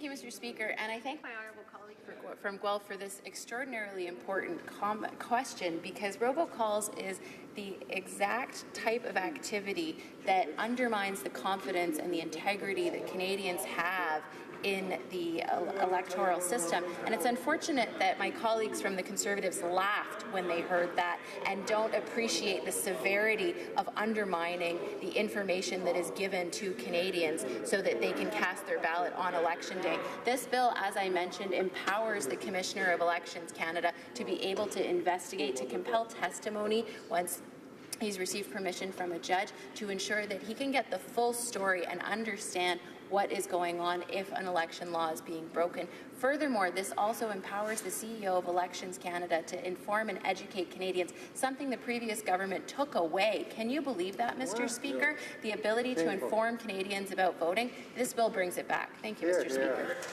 Resuming debate, reprise du débat, the honourable member for Guelph. Thank you, Mr. Speaker. I'm pleased to rise in support of the bill that's before the House. As I mentioned in my previous comment, Mr. Speaker, Guelph was the epicenter of some illegal activities during the last election, and similar to the minister, I'm standing today as a candidate that ran in the election because of what I saw happening to democracy in Canada, specifically in my riding in Guelph. When we looked at the previous government's role they played in muzzling scientists, they also muzzled the elections, chief electoral officer in Canada. And in fact, Clause 7 of the Fair Elections Act limited the topics that the CEO could speak of to just 5 topics. 5 topics, Mr. Speaker, on how to vote, how to register as a candidate, how to prove your identity, or how to add your name to the voters list, and on questions of accessibility. He was not allowed to address any other questions under the previous government's legislation. This is clearly designed to prevent the CEO from carrying out his responsibility for Canadian voters, doing his job to promote democracy and to make sure that we have free and open elections in Canada. And as you're aware, as I've mentioned earlier, the 2011 election in Guelph was the center of robocalls. And speaking to the previous candidate for the Liberal Party that was elected in that election, the calls came into citizens in Guelph saying to go to the Quebec Street Mall to the voting station. Those were citizens who had been identified as likely Liberal voters being told to go to a mall where there wasn't a voting station. A lot of them were elderly people that had trouble getting to the station but did get to the Quebec Street Mall and then started calling the campaign office to say, why isn't there a voting station here? So it was a very targeted and very cynical way to try and interrupt the voting process in Guelph. And not only in Guelph, Mr. Speaker, but it happened in 247 ridings across Canada of the 308 that existed at the time. So in all 10 provinces, at least one territory, and really only one person was charged and convicted, and it was a person that was volunteering on the campaign for the Conservative Party in Guelph. The other ridings got off scot-free. So after this blatant attempt to subvert democracy in my riding, collecting evidence proved difficult. For example, in the months after the 2011 election, the Guelph Conservative candidate Marty Burke's campaign manager, Ken Morgan, moved to Kuwait, changed his email, left no forwarding phone number, and refused to speak to Elections Canada. Our bill grants the Commissioner the power to seek judicial authorization to compel testimony. This would assist in ensuring that the timely and thorough investigations, where warranted, prosecution of offences will be able to be conducted under the new Act. Furthermore, the Commissioner of Canada Elections would be authorized to lay a charge under the Act without the prior authorization from the Director of Public Prosecutions. The Commissioner had this authority until the 2006 legislative amendments passed by the former Conservative government. Misleading voters is a severe crime which undercuts our constitutional rights and encourages voter apathy and develops the cynicism that often voters have towards politicians. Empowering the CEO to compel testimony in cases such as robocalls in Guelph would allow for immediate action should there be violations under the Act. Mr. Speaker, the problems don't end there. In the 2011 election, Elections Canada tested a pilot program allowing groups of voters to use their voter ID cards as a proof of address. Approximately 400,000 Canadians living on reserves, in long-term care facilities, or studying at post-secondary education institutes used their VICs as a proof of address that year. Mark Maron, the former CEO, even recommended using the VICs for all voters starting in 2015. Mr. Speaker, youth and Indigenous Canadians are two groups that have low voter turnout. Voter cards offer these groups up-to-date information on their voters' addresses in cases where a driver's license has been out of date. Voter ID cards prove to be an effective way to get Canadians to the ballot box. Yet, instead of encouraging practices to increase voter turnout, the previous Minister of Democratic Reform did not feel it useful to expand on the 2011 project, despite its success. Instead, the previous government decided to make it harder for Indigenous peoples, who often lack other forms of ID, to vote, as well as for young people who may annually change addresses through their academic career. Our bill will allow for the voter ID card to be used and hopefully increase the turnout among young and Indigenous Canadians. That ID was discontinued during the previous election in 2015. So we want to see it come back so that we can get more Canadians voting. One of the most important reforms in Bill C-76 would be the return of the right to vote to an estimated 1 million Canadians living abroad. Canadians often choose to live abroad for various reasons, including work or living with family. Canadians are welcomed almost universally around the world, wherever we go. But for some reason, without consultation, the former Conservative government considered citizens living outside Canada for more than 5 years to be unworthy of a vote in Canadian elections. According to an Ipsos poll, Canada is seen as the country with the most positive influence on world affairs. Canadians living abroad are in no small way responsible for the world's positive image of Canada. They see Canada by seeing the Canadians that live in other countries. We will return the right to vote so that they continue to live abroad, maintain their voting rights, and sell Canada as a wonderful place to live and raise families. Where Bill C-76 restores the Elections Canada Act, it would be negligence to say that a restored bill would suffice. Elections have become favored targets for foreign intelligence agencies and others who want to sow division and exaggerate partisan divisions. The majority of this kind of interference is conducted online, as it offers anonymity and is the most efficient way to spread false information. Using automated software programs or bots, malicious groups or individuals can develop hundreds, if not thousands, of online accounts. These accounts give the appearance of a real person, but they only exist to manipulate public opinion and exacerbate political tensions. Bill C-76 proposes to add a prohibition regarding the malicious use of computers during an election period. Ensuring funds from outside Canada are not used to exert undue influence on our elections is essential to preserving the integrity of our democracy. That's why our government is tightening up the rules for special interest groups outside Canada, specifically by making it illegal to knowingly sell space for the purpose of election advertising to a foreign person or entity. Bill C-76 will help to prevent foreign actors and wealthy interest groups from using third parties to circumvent the ban on foreign donations and the strict regime in place for political financing that's become easier to subvert since the introduction of fixed-date elections. This bill aims to accomplish this in a way that will preserve third parties' right to freedom of expression and association. But much has changed in the geopolitical stage, and Canada must be prepared to face these new challenges. Bill C-76 provides Elections Canada and the CEO with the powers they need to conduct a robust and secure election. This bill is one of the main reasons I chose to step forward to run, and I saw heavy-handed and partisan decision-making exploiting the future of our voter franchise.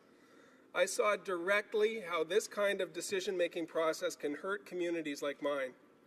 Thankfully, we now have a government that's not only restored the crucial parts of the Act, but also modernized the Act to reflect challenges that democracies are currently facing.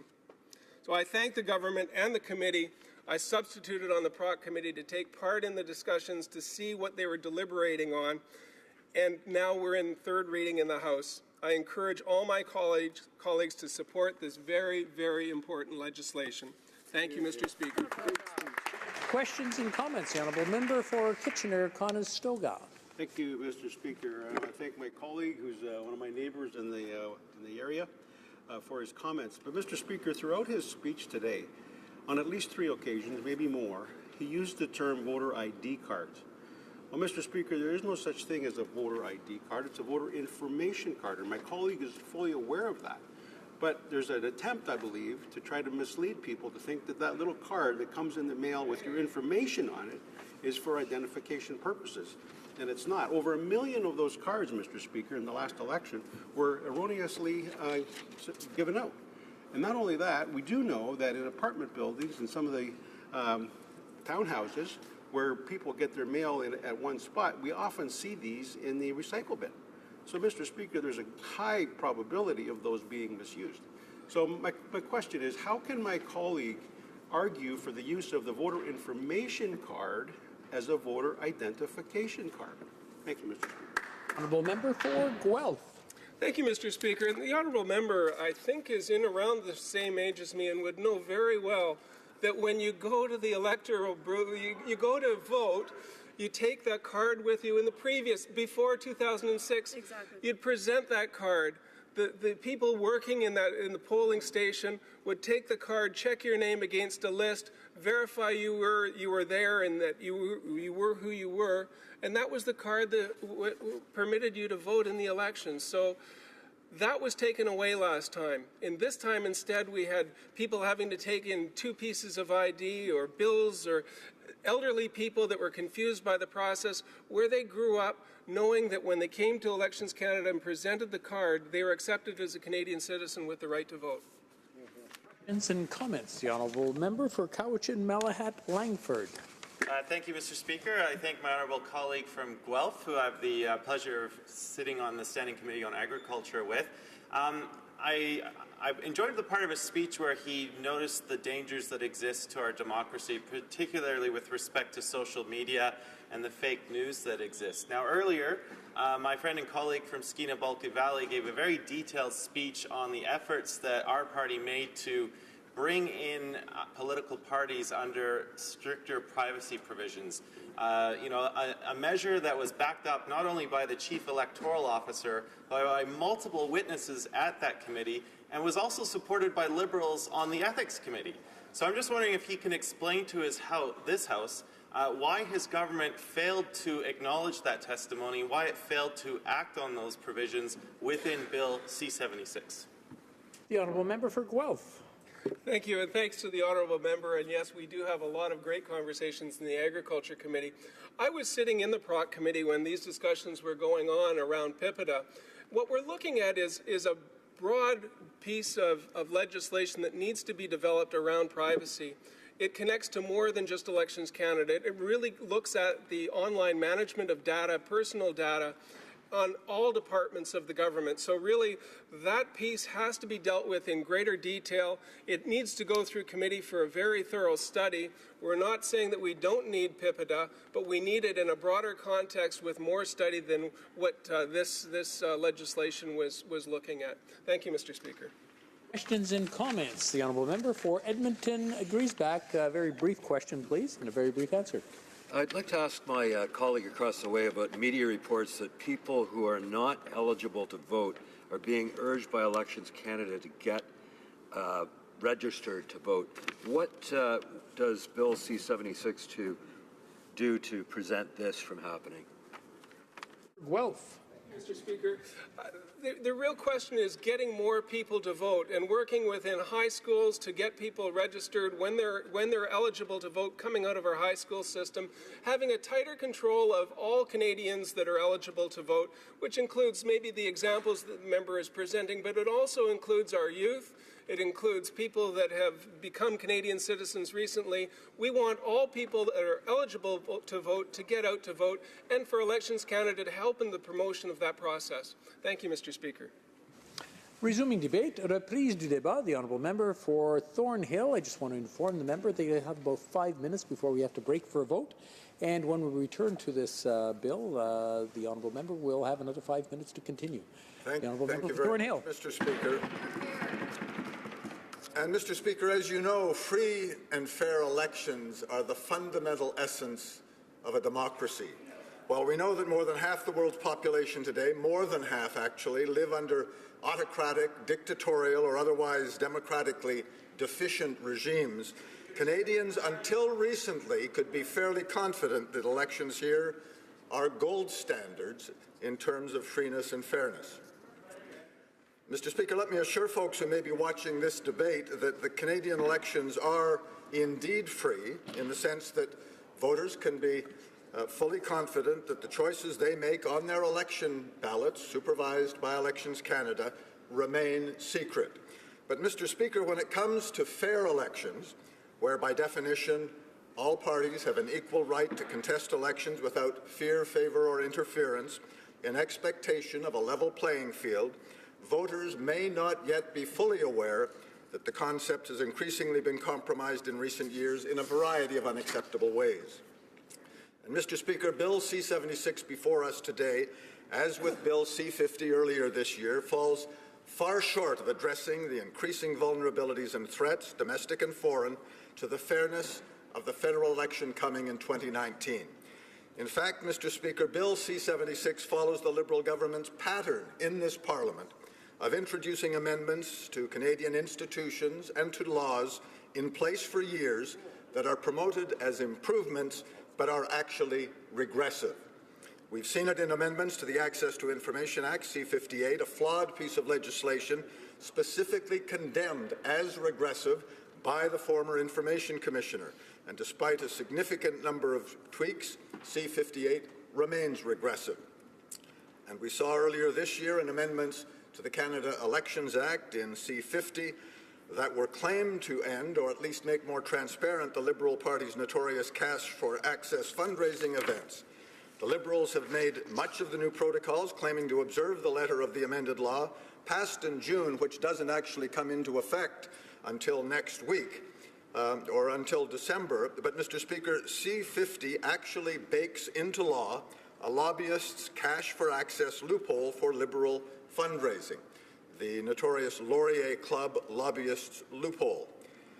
But now, Mr. Speaker, to the bill before us today, Bill C-76, and its similar false claims of strengthening and protecting the democratic Canadian electoral process, a bill that should have been before this House in more substantial form a year ago, a bill that the Liberals are now rushing, actually stumbling, a more appropriate characterization, into law with less than a year until the 2019 election.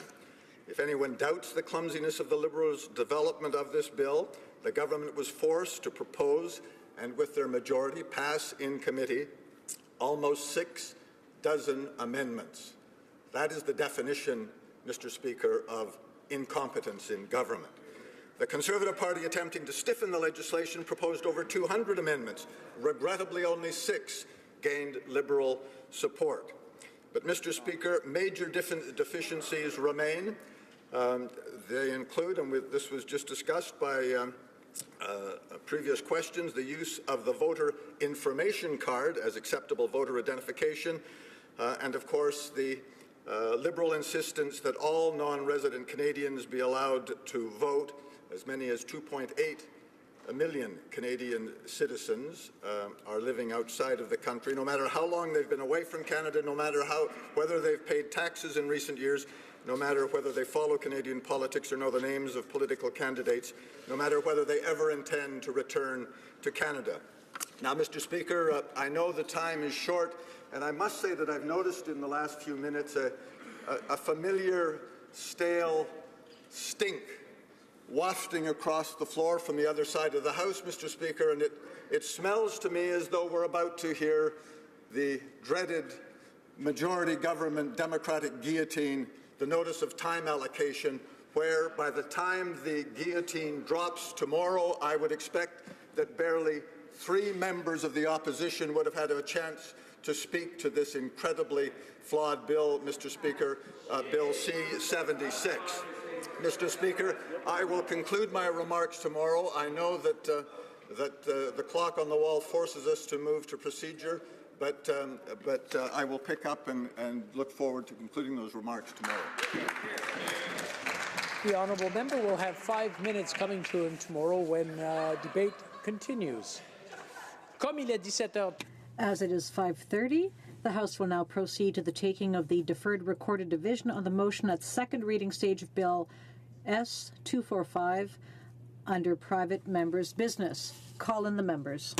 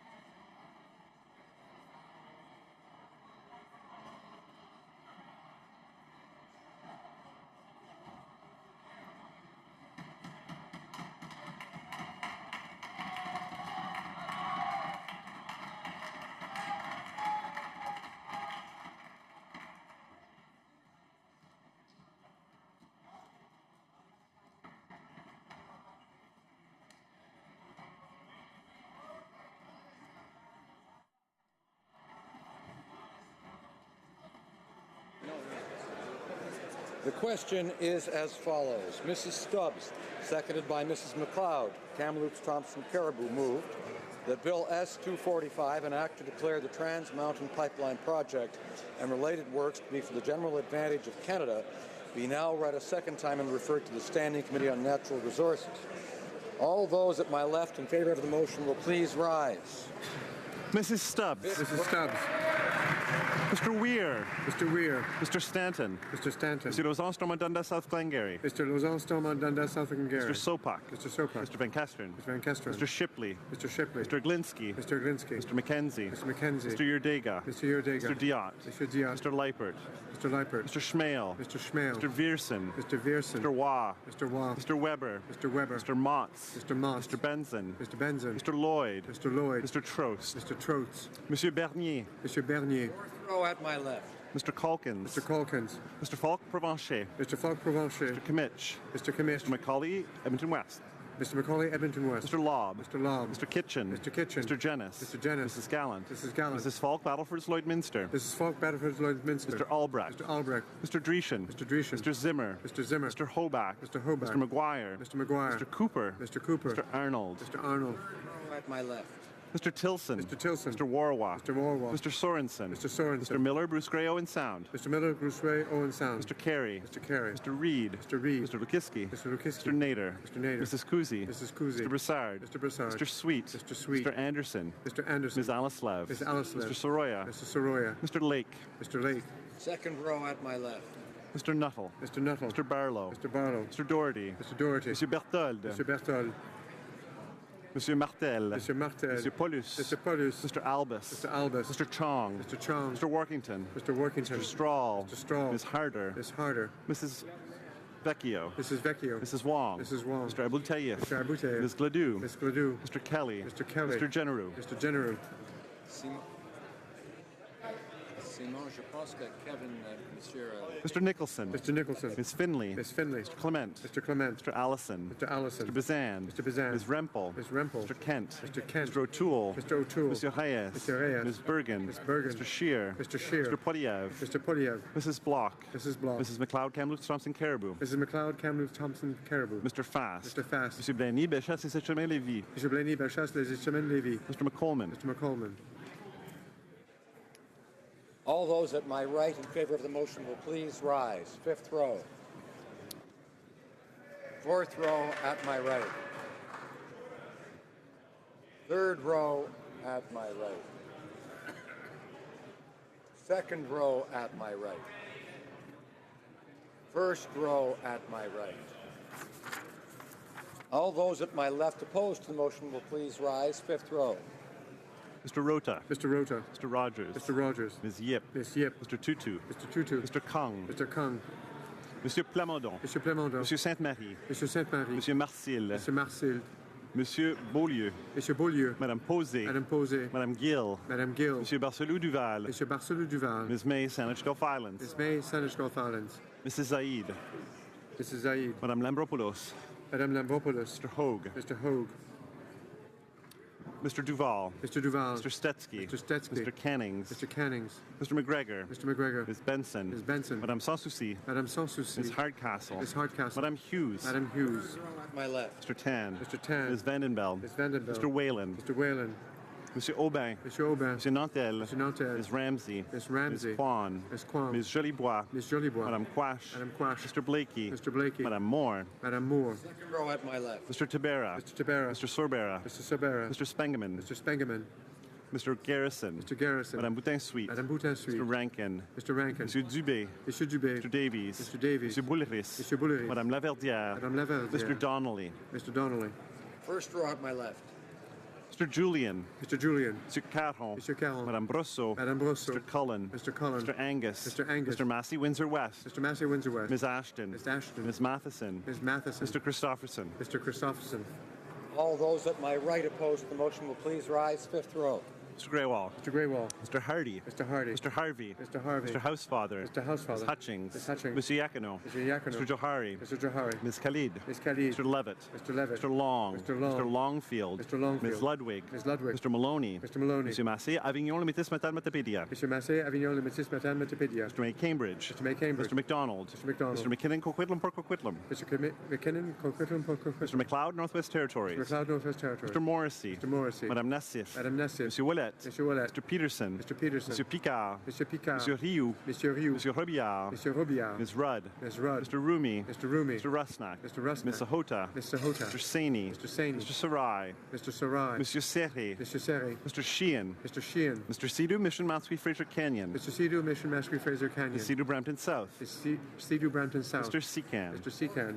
My right. Madame Mendez. Madame Mendez. Mr. Oliphant. Mr. Oliphant. Monsieur Dubourg. Mr. Dubourg. Mr. Aldag. Mr. Aldag. Mr. Amos. Mr. Amos. Monsieur Arsenault. Mr. Arsenault. Mr. Area. Mr. Area. Monsieur Ayoub. Mr. Ayoub. Monsieur Bayless. Mr. Bayless. Mr. Boissonneau. Mr. Boissonneau. Mr. Bossio. Mr. Bossio. Mr. Bertina. Mr. Bertina. Monsieur Breton. Mr. Breton. Mrs. Caesar Chavan. Mr. Caesar Chavan. Mr. Biddle. Mr. Biddle. Mr. Chen. Mr. Chen. Ms. DeBrusen. Ms. DeBrusen. Mr. Moth. Mr. Moth. Ms. Dillon. Ms. Dillon. Ms. Zerowitz. Ms. Zerowitz. Mr. Assassi. Mr. Assassi. Monsieur El Khoury. Monsieur El Khoury. Mr. Ellis. Mr. Ellis. Mr. Erskine Smith. Mr. Erskine Smith. Mr. Ailson. Mr. Ailson. Monsieur Fergus. Mr. Fergus. Mr. Finnegan. Mr. Finnegan. Mr. Fisher. Mr. Fisher. Mr. Fonseca. Mr. Fonseca. Mr. Fragascatos. Mr. Fragascatos. Mr. Fraser West Nova. Mr. Fraser West Nova. Mr. Fuhr. Mr. Fuhr. Mr. Gerritsen. Mr. Gerritsen. Monsieur Graham. Mr. Graham. Row at my right. Mr. Eiking. Mr. Eiking. Mr. Bagnall. Mr. Bagnall. Mr. McGinty. Mr. McGinty. Mr. Hernandez Angry. Mr. Hernandez Angry. Mr. Fillmore. Mr. Fillmore. Mrs. Jordan. Mrs. Jordan. Mrs. Goldsmith Jones. Mrs. Goldsmith Jones. Mr. Oliver. Mr. Oliver. Monsieur Lefebvre. Mr. Lefebvre. Mr. Mendocino. Mr. Mendocino. Mr. Dogood. Mr. Dogood. Mr. Lamoureux. Mr. Lamoureux. Monsieur McKinnon Gatineau. Mr. McKinnon Gatineau. Monsieur Lightbound. Mr. Lightbound. Ms. O'Connell. Ms. O'Connell. Mr. Varani. Mr. Varani. Monsieur Poisson. Mr. Poisson. Mr. Fraser Central Nova. Mr. Fraser Central Nova. Ms. Young. Ms. Young. Ms. Schultz. Ms. Schultz. Monsieur Vandal. Mr. Vandal. Ms. Kara. Ms. Kara. Mr. DeCourcy. Mr. DeCourcy. Mr. Scarpelagia. Mr. Scarpelagia. Mr. Sims. Mr. Sims. Mr. Tansey. Mr. Tansey. Mr. Jesnevsky. Mr. Jesnevsky. Mr. Dollywall. Mr. Dollywall. Second row at my right. Mr. Nault. Mr. Nault. Ms. Scrow. Ms. Scrow. Monsieur Lausanne, Argenteuil, La Petite Nation. Mr. Lausanne, Argenteuil, La Petite Nation. Mrs. McCrimmon. Mr. McCrimmon. Ms. Jones. Ms. Jones. Mr. Algabra. Mr. Algabra. Ms. Gould. Ms. Gould. Mr. Sohi. Mr. Sohi. Mr. Holland. Mr. Holland. Ms. Monsef. Ms. Monsef. Mr. Garneau. Mr. Garneau. Ms. Duncan and Topico North. Ms. Duncan et Topico North. Madame Le Boutillier. Madame Le Boutillier. Madame Bibot. Madame Bibot. Mr. Cusner. Mr. Cosner. Ms. Murray. Ms. Murray. Mr. Casey Charlottetown. Mr. Casey Charlottetown. Mr. Vaughan. Mr. Vaughan. Monsieur Miller, Ville-Marie, le Sud-Ouest et Dessert. Monsieur Miller, Ville-Marie, le Sud-Est, Île d'Essert. Monsieur Schiffke. Mr. Schiffke. Mrs. Romanato. Mrs. Romanato. Monsieur Hébert. Monsieur Hébert. Row at my right. Mr. Hare. Mr. Hare. Mr. O'Regan. Mr. O'Regan. Mr. Sagan. Mr. Sagan. Madame Joly. Madame Joly. Mr. Goodale. Mr. Goodale. Ms. Petitpas-Taylor. Miss Petitpas-Taylor. Ms. Chager. Miss Chager. Monsieur Trudeau. Monsieur Trudeau. Ms. Qualtrough. Miss Qualtrough. Mr. Bryson. Mr. Bryson. Ms. Wilson-Raybould. Miss Wilson-Raybould. Mr. Macaulay Cardigan. Mr. Macaulay Cardigan. Ms. Haidu. Miss Haidu. Mr. Hussain. Mr. Hussain. Mrs. Philpott. Mrs. Philpott. Mr. Blair. Mr. Blair. Ms. Tassie. Miss Tassie. Ms. Ing. Miss Ing. Ms. Mahichuk. Miss Mahichuk. Mr. Casey, Cumberland Colchester. Mr. Casey, Cumberland Colchester. Mr. Easter. Mr. Easter. Mr. McKay. Mr. McKay.